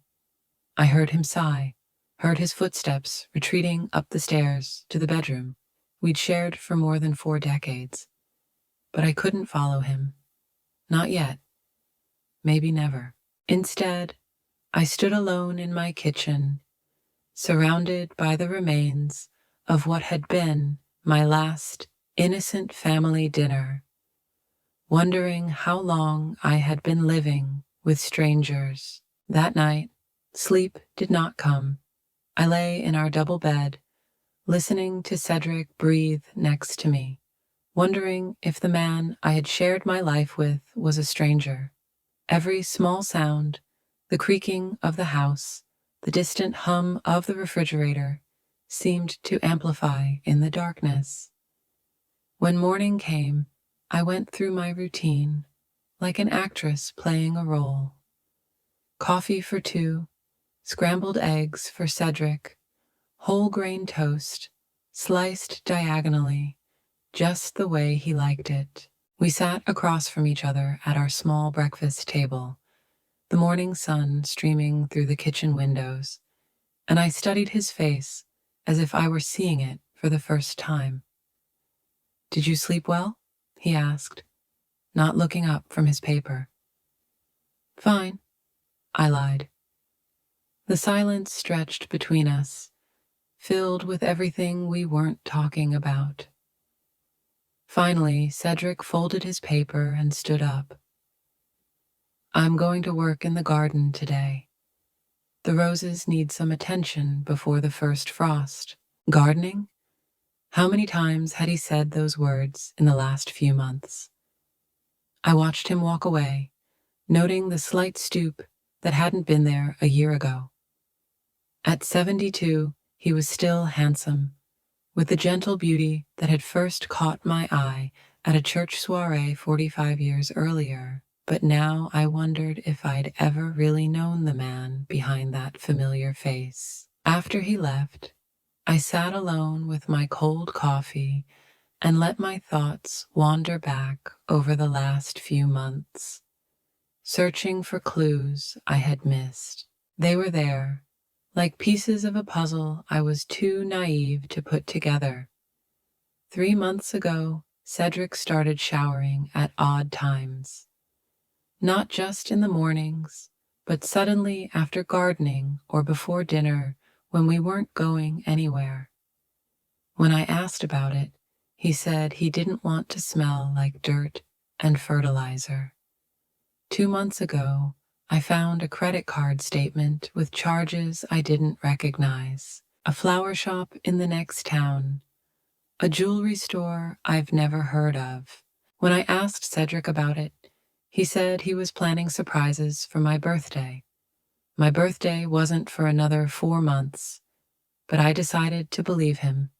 6 weeks ago, Lily had started dropping by more often, always when Jude was at work, always with some excuse, asking about family recipes, asking for marriage advice. She'd stay for hours, and I'd often find her and Cedric engaged in quiet conversations that would stop abruptly when I walked into the room. "Just talking about the garden," Cedric had said. "Lily wants to know how to look after the roses." But Lily had never shown any interest in gardening before. In fact, she had once complained that the dirt under her fingernails made her feel downright primitive. Now, sitting in the harsh morning light, those conversations took on a different meaning. The way Lily touched Cedric's hand when they talked. The way she laughed at things that weren't particularly funny. The way Cedric's cheeks were flushed in a way I hadn't seen in years. I chalked it up to my husband being flattered by the attentions of a young, beautiful woman. Harmless vanity, I told myself. It was natural for a man his age to enjoy being appreciated. How naive I had been. The phone rang, breaking me out of my dark thoughts. Jude's voice was full of delight. "Mom, did you sleep at all last night?" I was too excited to close my eyes. "I'm still processing it," I said carefully. "That's wonderful news, honey." Lily's already making lists, baby names, nursery themes, everything. She wants to start shopping this weekend. He paused. She mentioned that Daddy seemed really happy about the news. Said he was a little emotional when she told him. My hand tightened on the phone. When did she tell him? Last week, I think. She wanted to share it with him first. Said she was nervous about how you both would react. Isn't that sweet? She was worried you might think we were too young. Last week, she'd told Cedric about the pregnancy a full week before she announced it to her family. Why would she have done that, unless... "Mom, are you still there?" "Yes," I managed to say, just thinking about all the things we'll need to do to get ready. After I hung up, I sat staring at the phone, the pieces of the puzzle falling into place with sickening clarity. The private conversation, Cedric's strange behavior, Lilia's triumphant expression at dinner. I needed to know the truth, but I couldn't bring myself to talk to Cedric directly. Not yet. If I was wrong, if my suspicious mind was creating problems where there weren't any, I could ruin my marriage for nothing. But if I was right, I spent the rest of the morning in a fog, mechanically cleaning rooms that were already spotless, folding laundry that didn't need to be folded. Through the kitchen window, I could see Cedric in his garden, pruning roses with careful, practiced movements. Marcus, our gardener, worked nearby, trimming hedges with a quiet efficiency I had come to appreciate over the past year. Marcus was a kind soul, in his 30s or 40s, with kind brown eyes and work-roughened hands. He lived in a small apartment above a garage behind the Martinez house next door, tending several properties in our neighborhood. Cedric had hired him after our previous gardener retired, and I had grown attached to his polite manner and dedication to making our yard beautiful. Now I watched him work and wondered if he knew, if he had seen anything, if the entire neighborhood knew what was going on in my marriage before I did. Around noon, Lily's silver sedan pulled into our driveway. She emerged in a flowing sundress that highlighted her still slender waist, her blonde hair catching the sunlight as she walked towards the garden where Cedric was working. I watched from behind the sheer curtains of our living room as she approached my husband. Their conversation was animated, her hands gesturing, his head nodding. At one point, she placed her hand on his arm, the same gesture I had noticed before, but had chalked up to friendliness. Now it looked different. When she laughed, throwing her head back in that fake way, Cedric smiled. Really smiled, in a way I hadn't seen in months. My chest tightened with a pain I didn't know what to call it. They talked for about 20 minutes before Lilia glanced at the house. I moved away from the window, my heart pounding with the absurd fear of being caught spying on my own husband. When I looked again, she was gone, her car pulling out of the driveway. Cedric remained in the garden, but his movements seemed different, lighter, as if their conversation had lifted a weight from his shoulders. That evening, he was almost cheerful at dinner. He talked about the garden, about his plans for next spring, about how excited he was to be a grandfather. He was more animated than he had been in weeks, and I studied his face, looking for signs of guilt or deception. Instead, I saw what might have been relief. "Lily stopped by today," I said carefully. "Yes," Cedric nodded, cutting into his pork chop with steady hands. "Sweet girl. She's nervous about being pregnant. She wanted some reassurance." "What reassurance?" For a moment, his knife froze. "Oh, the worries of a new mother, whether she'll be a good mother, whether the baby will be healthy. The usual worries." But nothing about Lily had ever seemed normal to me, and I was beginning to suspect that this pregnancy was the least normal thing of all. That night, with Cedric sleeping next to me, I made a decision. I couldn't live with uncertainty. I couldn't spend the rest of my life wondering if every smile was a lie, every kiss a betrayal. I was going to find out the truth, no matter the cost. Because living with a lie was worse than living with a painful reality. The next morning, I would begin my investigation in earnest. The investigation began in Cedric's office. On Wednesday morning, after he left for his weekly doctor's appointment, I climbed the stairs to the room that had been his sanctuary for as long as we had lived in this house. The heavy oak door creaked as I pushed it open, and I felt like an intruder in my own home. Cedric's office was exactly as he'd left it. Papers neatly folded, books arranged by subject, his old leather chair positioned to catch the morning light. The room smelled of his aftershave and the faint mustiness of old books. I'd always respected his privacy, rarely entering without an invitation. Now I wondered what that politeness had cost me. I started at his desk, my hand shaking slightly as I opened the top drawer. Pens, paper clips, business cards from doctors and contractors. Nothing out of the ordinary. The second drawer held bills and correspondence, all seemingly innocent. But in the bottom drawer, under a stack of gardening magazines, I found something that took my breath away. Bank statements. Not our joint account, but a separate checking account I didn't know existed. The statements went back 6 months, and as I looked through the records, my confusion grew.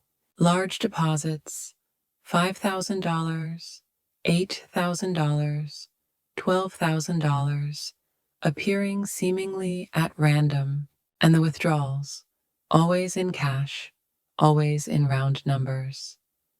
$2,000, $3,500, $7,000. Where did that money come from? Where did it go? I snapped pictures of the statements with my phone, my hand shaking so badly I had to take several to get a clear image. Then I carefully put everything back and closed the drawer. But I couldn't shake the feeling that I was missing something important. The sound of a car in the driveway made me rush to the window. Not Cedric's sedan, but Lilia's silver car. I watched her get out, in jeans and a tight sweater that hugged her figure, and head not for the front door, but around the back of the house, toward the back garden. This was my chance, I went downstairs and positioned myself so I could see the garden through the kitchen window. Lilia was walking toward Marcus, who was raking leaves by the old oak tree. They started talking, their body language suggesting a familiarity that surprised me. I hadn't realized they knew each other that well. Their conversation was short but tense. Marcus kept shaking his head while Lilia seemed to insist on something. At one point, she reached into her purse and pulled out what looked like an envelope. Marcus glanced around nervously before taking it and stuffing it into his jacket pocket. Money. She was giving him money. But why would Lilia pay our gardener? Cedric handled all the household expenses, including Marcus's salary. Before I could think about it, another car pulled into the driveway, Jude's blue Honda. I watched as my son walked out and waved to his wife, who immediately moved away from Marcus and hurried over to him with a big smile. "Surprise!" I heard her cry as she hugged him. "I was hoping to catch you for lunch." Jude laughed, spinning her around. "What are you doing here, beautiful?" "I wanted to see the garden with Marcus," she said smoothly. "You know, I've been wanting to learn more about plants ever since we found out about the baby." It was perfectly reasonable, perfectly innocent. But I saw the envelope. I saw Marcus's nervous looks. It wasn't about gardening. As they walked toward the house, I moved quickly into the living room and pretended to read a magazine. They walked in through the front door, Jude's arm around his wife's waist, both beaming with happiness. "Mom," Jude called, "look who I found plotting with our gardener." "Plotting?" I tried to keep my voice light. Lily laughed, that tinkling sound that always seemed a little forced. "I was asking Marcus what kind of flowers would be best for the nursery. I was thinking maybe we could plant a little garden for our son or daughter." "Our son or daughter?" But the child wasn't Jude, was it? The child was... "That's wonderful," I heard myself say. "Marcus is very knowledgeable." "Yes," Lilia agreed, her eyes meeting mine with something that might have been a challenge. "He was so helpful, so understanding." Something about the way she said understanding made me shudder, as if it meant more than the obvious. They stayed for lunch, Jude chattering excitedly about the baby's preparations, while Lily sat quiet and observant, her gaze darting every few minutes to the window overlooking the garden, where Marcus was still working. She seemed nervous, distracted, a far cry from the confident woman who had dropped her bombshell at dinner 2 nights ago. "Everything all right, dear?" Jude asked, noticing his wife's distraction. "Just tired," she said quickly. "Pregnancy hormones, you know." But I studied her face, and fatigue wasn't what I saw. I saw calculation, worry, the look of someone whose best laid plans were about to go awry. After they left, I watched Marcus work for another hour. He seemed agitated, glancing frequently at the house, the street, his truck parked at the curb. Whatever Lilia had given him in that envelope had unsettled him. That evening, when Cedric returned from the reception, he seemed absent-minded. He barely touched his dinner, picking at the food on his plate and staring into space. "Everything okay?" I asked, echoing Jude's question. "Fine," he said automatically. "Just thinking about the garden. I might have to replant the rose garden next spring." But he wasn't thinking about roses. His mind was clearly elsewhere, and the lines around his eyes seemed deeper than they had been that morning. The phone rang as we were clearing away the dishes. Cedric answered, and I saw his face go pale as he listened. "Yes," he said quietly. "Yes, I understand. Tomorrow night. I'll be there."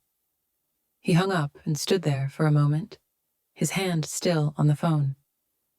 "Who was that?" I asked. "Nobody important," he said, but his voice was tense. "I have to run some errands tomorrow after dinner." Errands? Tonight? After 43 years of marriage, my husband had never been one for mysterious evening drives. The next night, Thursday, I watched from our bedroom window as Cedric pulled out of the driveway at 7:30. He had been quiet all day, distracted and nervous. When I asked where he was going, he mumbled something about meeting someone about gardening supplies. Garden centers don't open at 7:30 p.m. 20 minutes after he left, I heard voices in our backyard. Peering through the blinds, I saw Lilia and Marcus standing by the garden shed, their conversation urgent and tense. Even from a distance, I could tell Marcus was upset, gesturing wildly while Lilia stood with her arms crossed. I couldn't hear what they were saying, but their body language suggested conflict, a disagreement over something serious. At one point, Marcus threw up his hands in obvious frustration and walked toward his truck. Lilia followed, grabbing his arm. They argued for a few more minutes before Marcus shook his head one last time and got into his truck. When he drove away, Lilia was left alone in my backyard. Her face, illuminated by the security light, did not look like the sweet, innocent young woman my son married. She looked calculating, desperate, dangerous. When Cedric returned an hour later, he was even more withdrawn than before. He went straight to his office and closed the door. I could hear him making phone calls, his voice quiet and urgent, but I couldn't make out the words. I lay awake that night, staring at the ceiling, trying to piece together what I'd seen. The secret bank account, the envelope of money that Lilia gave Marcus, the mysterious phone call and Cedric's evening drive, the heated argument between Lilia and Marcus. None of this made sense if this was just about cheating. But what if it wasn't about cheating at all? What if something far more complicated was happening under my nose? The next morning, Friday, I made a decision that would change everything. I was going to follow Cedric when he left the house. I was going to find out where these mysterious trips were taking him. But first, I was going to search Jude's old room, the room where Lilia sometimes stayed when she visited during the day, because I was beginning to suspect that my sister-in-law's secrets ran deeper than pregnancy and infidelity. And I was right. On a Friday morning, gray and drizzly to match my mood, Cedric left early, ostensibly to go to the hardware store, but I no longer believed his explanation. After his car had disappeared around the bend in our tree-lined street, I climbed the stairs to Jude's old room with a sense of purpose I hadn't felt in days. The room had been redecorated when Jude moved out, transforming it from a teenage mess into an immaculate guest room with pale blue walls and white furniture. But Lily, on her frequent visits, had made it her own in the little ways. A silk scarf draped over the dresser mirror, an expensive lotion on nightstand, a stack of magazines on the windowsill. I started with the dresser, going through each drawer carefully.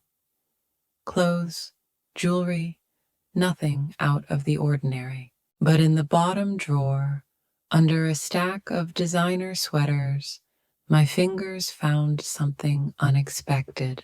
A folder, hidden like contraband. Inside were documents that made my blood run cold. Bank statements from an account in Jude's name, showing transactions I knew my son had never made. Large withdrawals, always in cash, dating back nearly 8 months. The amounts were staggering. $15,000, $20,000, $25,000. More than Jude made in 6 months. But it wasn't just the bank statements. There were credit applications in Jude's name on cards he never mentioned, loan documents for amounts that, his finances, and at the bottom of the folder, a handwritten list in Lilia's elegant handwriting. Northwestern Mutual, $45,000. Chase line of credit, $30,000. Personal loan, Emius Santos, $18,000. Emergency fund, $12,000. My hands shook as I photographed everything, my brain racing to make sense of what I was seeing. This wasn't just about cheating. This was about money. Big money. Money my son didn't have. A sound from below made me freeze. The front door closed. I quickly put everything back in place and crept to the window. Lilia's car was parked in the entryway, and she was walking toward the house with her usual confident gait. I managed to get downstairs just as she walked in through the front door, using the key we'd given her after the wedding. "Bessie," she called, her voice full of false cheerfulness. "I hope you don't mind me coming in here myself. I was hoping we could chat for a bit." My mouth was dry. "Sure. Would you like some coffee?" "That would be great." I busied myself with the coffee maker, acutely aware of Lilia settling herself at my kitchen table, as if she owned the place. When I turned around, she was looking at me with sharp green eyes, a small smile playing on her lips. "You seem nervous," she noted, tilting her head. "Are you okay?" "Just tired," I lied, setting her cup in front of her. "Didn't sleep well." She took a graceful sip. "I imagine you have a lot on your mind. New children can be overwhelming, especially when they're unexpected." Something in her tone made me look more closely at her face. She looked different today, harder somehow, as if she'd dropped some of the sweet young wife mask she usually wore around me. "Lily," I said carefully, "can I ask you something?" "Sure. Why did you tell Cedric about the pregnancy before you told Jude?" Her cup paused halfway to her mouth. For a moment, something flickered across her face. Surprise, perhaps, or calculation. Then the smile returned. "I was nervous," she said smoothly. "I wanted to make sure the family would be supportive before I told my husband. Cedric has always been so kind to me." "Kind," I repeated. "Very kind. Caring, even. He's been so worried about me lately." She set her cup down and leaned forward. "He mentioned I've been going through some hard times?" "What hard times?" "Oh, just some stress, financial problems." Her eyes never left mine. You know how it is when you're young and trying to get by. Sometimes you make choices that seem smart at the time, but then become difficult. I felt like I was walking through a minefield. "What choices?" Lilia laughed, but there was no warmth in her laughter. "The kind that requires understanding family members. The one that requires confidentiality. She paused, studying my face. The one your husband was so helpful with. My chest tightened. I don't understand. Really? She stood, walking to the window overlooking the garden. Cedric is such a good man, such a devoted father. He would do anything to protect his family, wouldn't he? Even if it meant sacrificing his reputation. The words hung in the air like poison. I watched her back as she casually surveyed my garden, as if she were assessing a property. What are you trying to say? I whispered.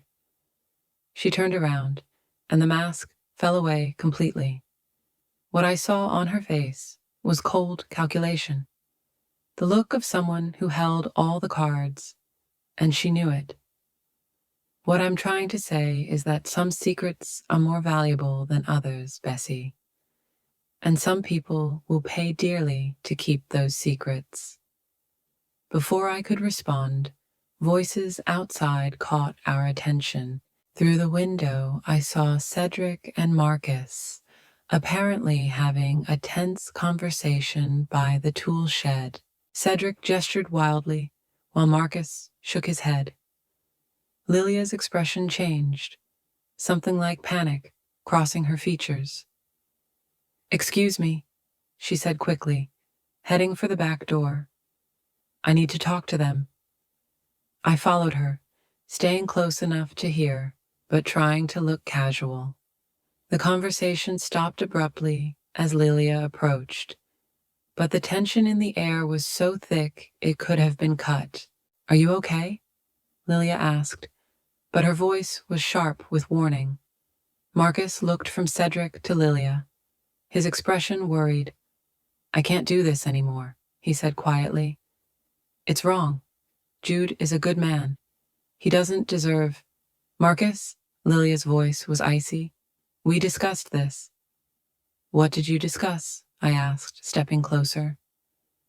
All three of them turned to look at me, and I could see the guilt written on their faces, though in different ways.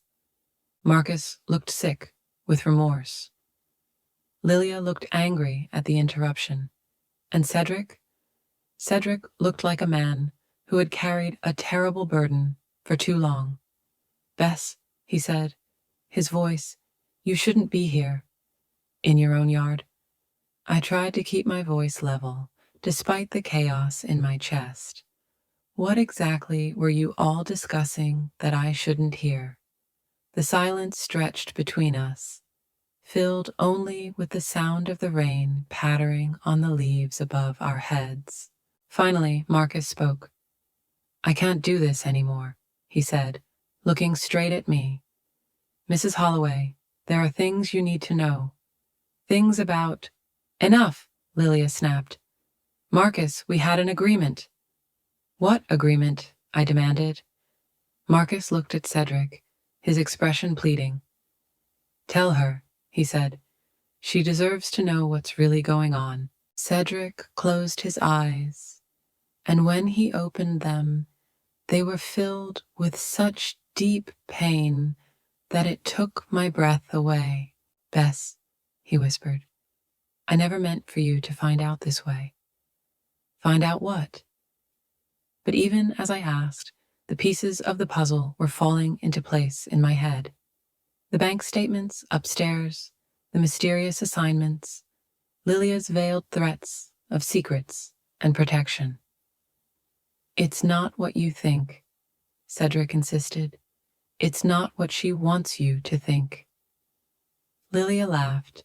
It sounded like breaking glass. "Oh, but that's what she thinks, isn't it, Bessie? Your devoted husband cheating on his son's wife. Such a cliché." I looked at my husband, searching his face for the truth. "Cedric, I'm not having an affair," he said, his voice breaking. "Bess, I would never—" He paused, looking helplessly at Lilia. "But I can't explain, not—" "Not what?" I insisted. "Without ruining our son's life," Lilia finished for him, her smile triumphant. "You see, Bessie, Your husband loves Jude too much to tell him the truth about his wife, about what I did, about what I know. The world seemed to tilt around me. What do you know? About what? Marcus stepped forward, his face pale but determined. About the money, he said quietly. About what Jude did to pay off his gambling debts. About the accounts she made him open, the loans she convinced him to take out. Marcus, Lilia warned. But Marcus continued, the words pouring out of him as if he'd been holding them in for so long. She blackmailed Mr. Holloway, threatening to destroy Jude if he didn't cooperate with her lies, forcing him to pretend he was having an affair to cover up what she was really doing. My legs nearly gave out. I grabbed the fence post to steady myself, looking at the three faces in front of me. Gambling debts? Cedric nodded miserably. Online poker? Sports betting? It started small, but... He spread his hands helplessly. He owes over $100,000, Bess, to dangerous people. And she knows. She's the one who got him into this, Marcus said, his voice thick with disgust.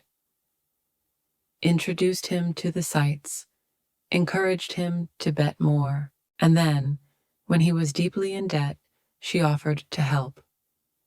For a price, I looked at Lilia, who had been watching this revelation with something that might have been amusement. What price? Silence, she said simply. Cooperation. A marriage that gives me access to your family's resources. Her hand moved to her stomach. And insurance for the future. A child, I whispered. Not Judah's, Marcus finished quietly. He's mine. The silence that followed was deafening. The rain continued to fall around us, but I hardly noticed. Everything I thought I knew about my family, my marriage, the last few months, was crumbling away like sand. Lily clapped her hands slowly, mockingly. Well, she said, I suppose it's all out now. The question is, Bessie, what are you going to do about it? The confrontation in the garden left me feeling as if I'd been hit by a truck. I sat in my living room for hours after everyone had left, staring into space, trying to comprehend the enormity of what I had learned. My son was deep in gambling debt. My husband was being blackmailed. My daughter-in-law was a calculating manipulator, pregnant with our gardener's child. And somehow I had to figure out how to deal with it without destroying everyone I loved. The next few days passed in a strange, suspended reality. Cedric and I moved past each other like ghosts, both knowing that everything had changed, but neither of us ready to discuss it. He tried to explain several times, coming up to me with that haggard look, but I raised my hand each time. Not yet, I'd say. I need to think. And I did, constantly, about Jude's gambling, how I'd missed the signs of his addiction, about Cedric's sacrifice in playing the unfaithful husband to protect our son from the consequences of his choices, about Lilia's web of lies and manipulation. But most of all, I thought about Marcus. He quit the next day, of course. He left a note saying he was moving back to his hometown, that his services were no longer needed. I found a note tucked under a flower pot by the back door, his handwriting shaky and apologetic. I'm sorry for everything, it read. I never meant for any of this to happen. I hope someday you can forgive me. But I wasn't mad at Marcus. If anything, I felt sorry for him. Lily was like a spider, and he was just another fly caught in her web. On Tuesday of the following week, fate handed me the key to everything. I avoided going upstairs, avoided Jude's old room where I found those incriminating financial documents. But that morning, I heard the water running in the guest bathroom adjacent to that room. Lilia was here again, using our home as her personal sanctuary. I waited until I heard her come downstairs, then went to check if she'd left the water running. It was a lame excuse, but I had to do something. I needed to feel like I had some measure of control in this chaos.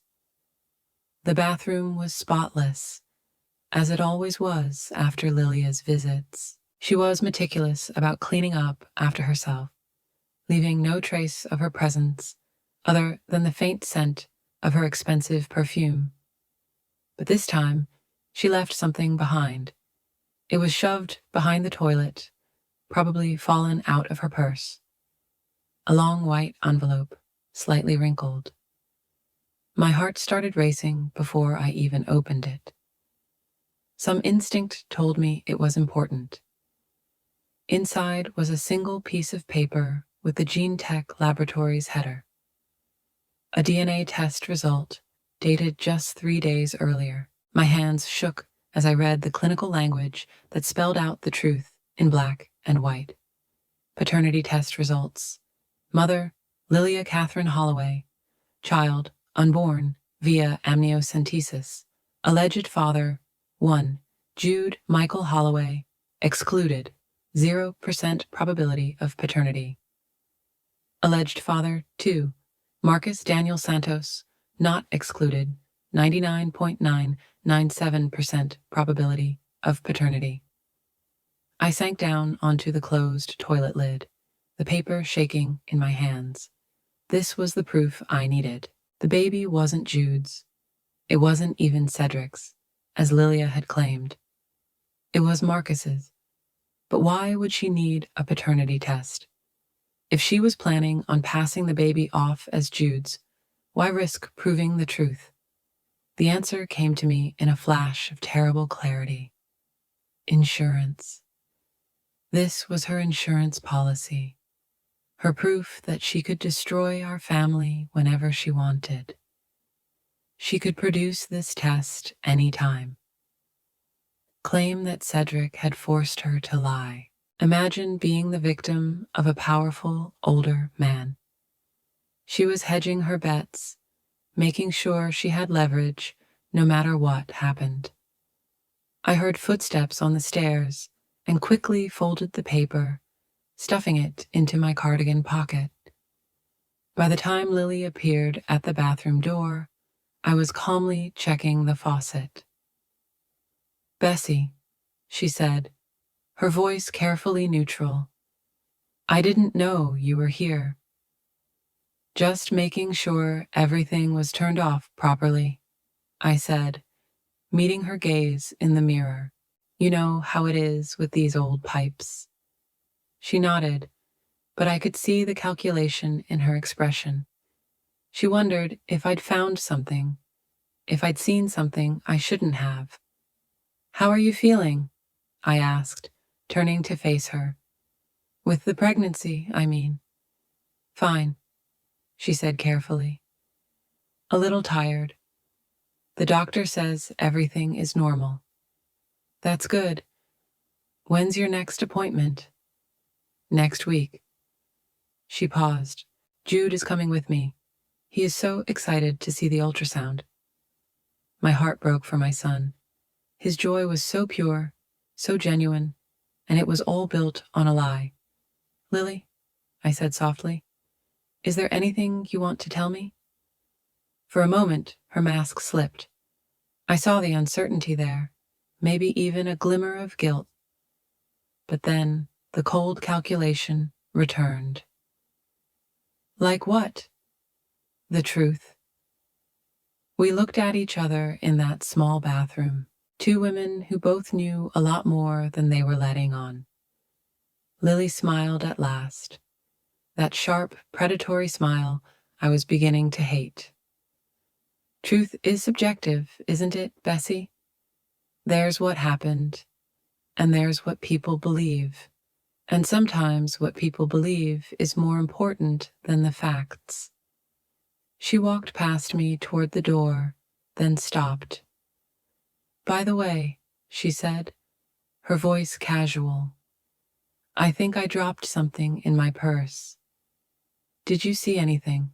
My hand instinctively moved to my pocket, where the DNA test results rustled softly against my fingers. No, I said firmly. Nothing at all. She studied my face for a long moment, then nodded. I'm sure it will, she said. The important things always are. After she left, I sat in that bathroom for a long time, holding the paper that could change everything. I could show it to Jude right now. Expose Lilia's lies. Free Cedric from her blackmail. But I knew it wouldn't be that simple. Jude would be devastated. Not just by the affair that never happened, but by the revelation of his gambling addiction, the debt that had left him vulnerable to Lilia's manipulation. He might never recover from the shame. And Marcus, poor Marcus, who had been as much a victim as the rest of us, would be dragged back into this mess, forced to face the consequences of a moment of weakness. But as I sat there, thinking about Cedric's tortured eyes and Jude's innocent excitement about becoming a father, I realized the truth had to come out. Maybe not right away, not in a way that would destroy everyone, but somehow the lies had to end. That evening, I found Cedric in his office, staring at papers he hadn't actually read. When I knocked on the door, he looked up, his eyes hopeless. Can we talk? I asked. He nodded, gesturing to the chair across from his desk. I sat down and pulled the DNA test out of my pocket, placing it on the polished wood between us. His face went white as he read it. Where are you? She dropped it. In the bathroom upstairs. Cedric ran his hands through his hair, suddenly looking all of his 72 years. Bess, I can explain. You don't have to explain, I said quietly. I know you're not having an affair. I know she was blackmailing you. I know about Jude's gambling. He looked at me, astonished. You know? Marcus told me before he left. I leaned forward. Cedric, why didn't you just come to me? Why didn't you trust me with the truth? His eyes filled with tears. It was the first time in 20 years that I'd seen my husband cry. Because I couldn't bear to see you look at Jude the way you looked at your father, he whispered. The words hit me like a physical blow. My father had been a gambler, too. He'd gambled away our family home when I was 16. Shame and disappointment had colored my entire youth. And Cedric knew how deep those scars ran. You thought I'd blame him? I thought it would break your heart. And I thought I could handle it. Pay off his debts quietly. Help him. Set it all right before you knew it. But Lily found out. He nodded unhappily. She encouraged it. Got him into more debt than he could ever pay off on his own. And then offered to help. If I'd play along with her story of infidelity. Why? What does she get out of it? Time, he said simply. Time to establish herself in our family.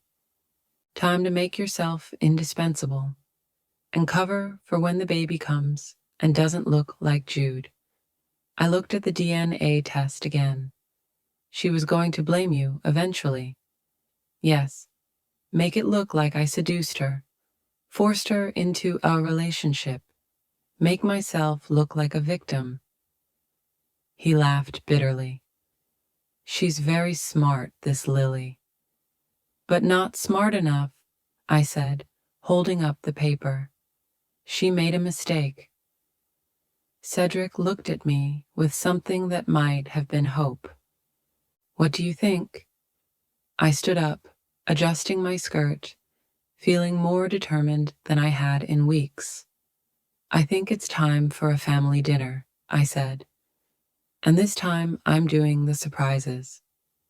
The look of relief and delight on my husband's face made 43 years of marriage seem worth fighting for. I had spent 3 days planning this dinner with the precision of a military strategist. Every detail had to be perfect. The timing, the setting, the revelation that would finally free my family from Lilia's web of lies. On Thursday night, I called Jude and invited them to Sunday dinner. Just the family, I said, making sure I sounded like a grandmother-to-be. I want to celebrate the baby properly this time. Jude was thrilled. That's wonderful, Mom.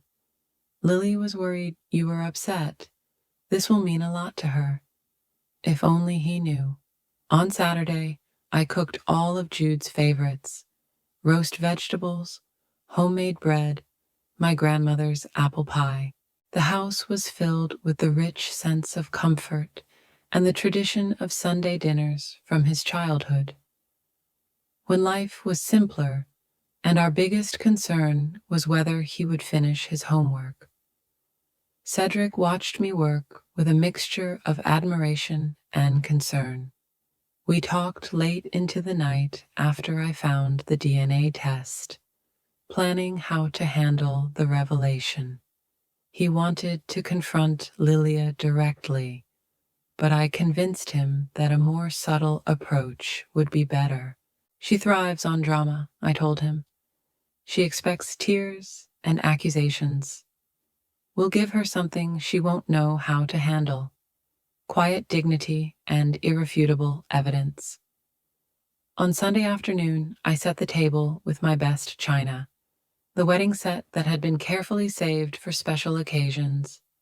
The irony was not lost on me, using these symbols of marital fidelity to expose the ultimate betrayal of marriage vows. Lily arrived in a flowing dress that showed off her pregnancy, her hand resting protectively on her still small belly.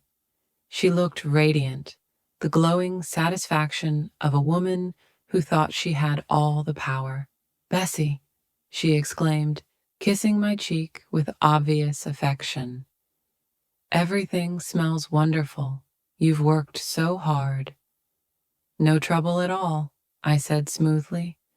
"Family is worth all the effort." Jude beamed as he pulled out a chair for his wife, with the gallant attentiveness he had learned from his father. "Isn't Mom amazing? She could open her own restaurant." "Absolutely," Lilia agreed.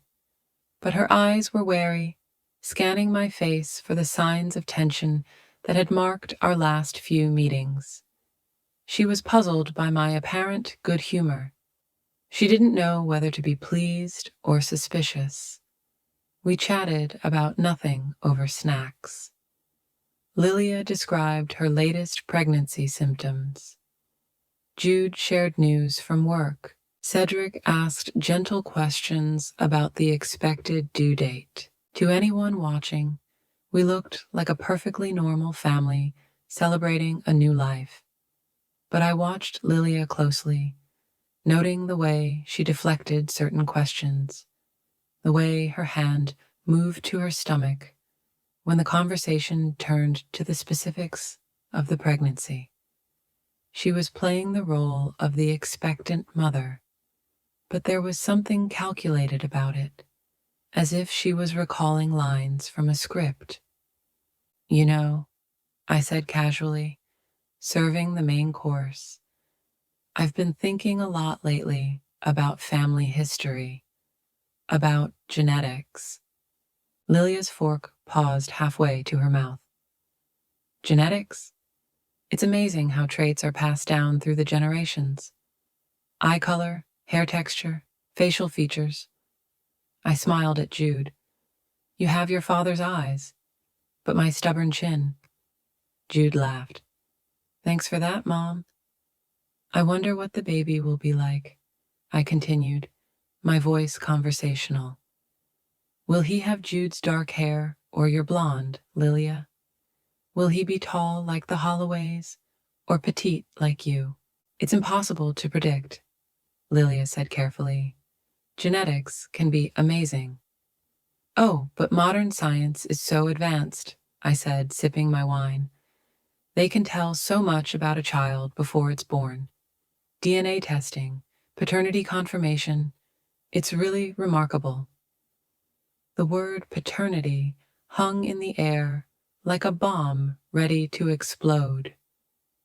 Lilia froze, her face carefully unreadable. Cedric put down his fork, realizing we had reached a turning point. DNA testing? Jude asked, oblivious to the tension around him. You mean like those ancestry kits? Among other things, I said.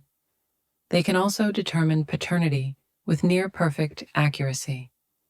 Very useful when there are questions about family relationships. Lilia's breathing became shallow, but she maintained her composure. What a strange topic for dinner conversation. Really? I tilted my head. I think it's quite relevant, actually. I stood up and walked over to the cupboard where I'd put the folder before dinner. My hands were steady as I returned to the table, though my heart was pounding so hard I was sure everyone could hear it. Lily, dear, I said, my voice soft but unforgiving. I think you dropped something in my bathroom last week. Her face went white as I placed the DNA results in front of her.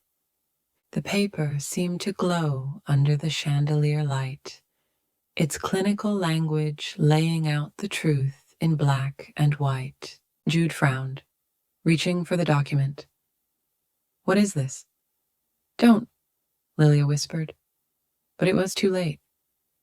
I watched my son's face as he read, saw confusion turn to understanding, then devastation. The silence stretched between us, heavy with the weight of shattered illusions. I don't understand, Jude finally said, his voice barely audible. Marcus Santos. Who's Marcus Santos? Our former gardener, Cedric said quietly. Jude looked at his wife, his eyes begging for an explanation that would make sense of this nightmare. Lily? She sat frozen, caught between denial and acceptance, her carefully constructed world crumbling around her. The baby isn't yours, son, I said softly. It never was. What followed was the most wrenching hour of my life. Jude's face twisted as the truth sank in. Not just about the baby, but about everything. Of the gambling debts that had left him vulnerable, of the manipulations that had lured him into Lilia's web, of how his shame over his addiction had been used against him. Lilia had tried to save the day, weaving a desperate story about being forced into the affair, about Cedric taking advantage of her vulnerability. But the lies rang hollow now, transparent in the face of documentary evidence. You planned this, Jude said slowly, the pieces of the puzzle falling into place in his head. You knew about my gambling problem. You encouraged it. I was trying to help you, Lilia countered, by driving me deeper into debt, using my shame to blackmail my father into playing along with your lies. She had no answer to that. And Marcus? Jude's voice wavered at the name. You seduced him too? Was he just another tool in your game? It wasn't supposed to happen, Lilia whispered. It's just, I was lonely, and he was kind. So you ruined his life, too? Cedric spoke then, his voice heavy with the weight of months of silence. Son, I want you to know that I didn't touch her. I let you believe I was having an affair because I couldn't bear to see you deal with the consequences of gambling. I thought I could protect you. Jude looked at his father, his eyes full of pain and gratitude. Dad, you shouldn't have. Yes, you should have. You're my son. But I should have trusted your mother with the truth. I should have trusted you to be stronger than your mistakes. The cleanup was swift and decisive. Lilia packed her things that evening, her suitcases standing by the front door like a fortress of failure. She had nowhere to go, no family to take her in, no friends who weren't tied to the lies she'd told. What about the baby? She asked desperately as Jude loaded her things into the car. You can't just abandon your grandchild. The baby will be fine, I said calmly. I've already called Marcus's sister in Phoenix. She's ready to see you before the birth, to help you get back on your feet. Lilia looked at me in amazement. You arranged for me to go to Phoenix? I arranged for you to have a chance to start over, I corrected. To raise your child honestly, without lies or manipulation. What you do with that chance is up to you. As her car disappeared around the corner of our street, I felt no triumph or satisfaction, only sadness at the pain she had caused, and relief that the lie was finally over. 6 months later, I received a photograph in the mail. A boy with dark hair and Marcus's kind eyes. On the back, in Lilia's handwriting, his name is David. Thank you for giving me a second chance. Jude had started going to Gamblers Anonymous, fighting his addiction with the same determination he had for everything else in his life. Cedric and I were closer than we had been in years, our marriage strengthened by the truth we had finally shared, and our real grandson, the one born to parents who loved each other honestly, was born 8 months after that terrible dinner. A beautiful girl with Jude's dark eyes and his new wife, Sarah's infectious laugh. Sometimes the greatest victories are the quietest. Not dramatic confrontations or public revelations, but the simple act of choosing truth over lies, forgiveness over revenge, and love over fear of being hurt. I realized that at 65, it's never too late to fight for your family. And sometimes the most powerful weapon is not anger or blame, but the quiet dignity of a woman who knows her worth and refuses to let anyone put her down. In the end, I didn't destroy Lilia. I just took away her power to destroy us, and that made all the difference. Now, I'm curious about you, who listened to my story. What would you do in my place? Have you ever been through something similar? Leave a comment below. In the meantime, I'll leave 2 other stories on the final screen that are channel favorites and will definitely surprise you. Thanks for watching to the end.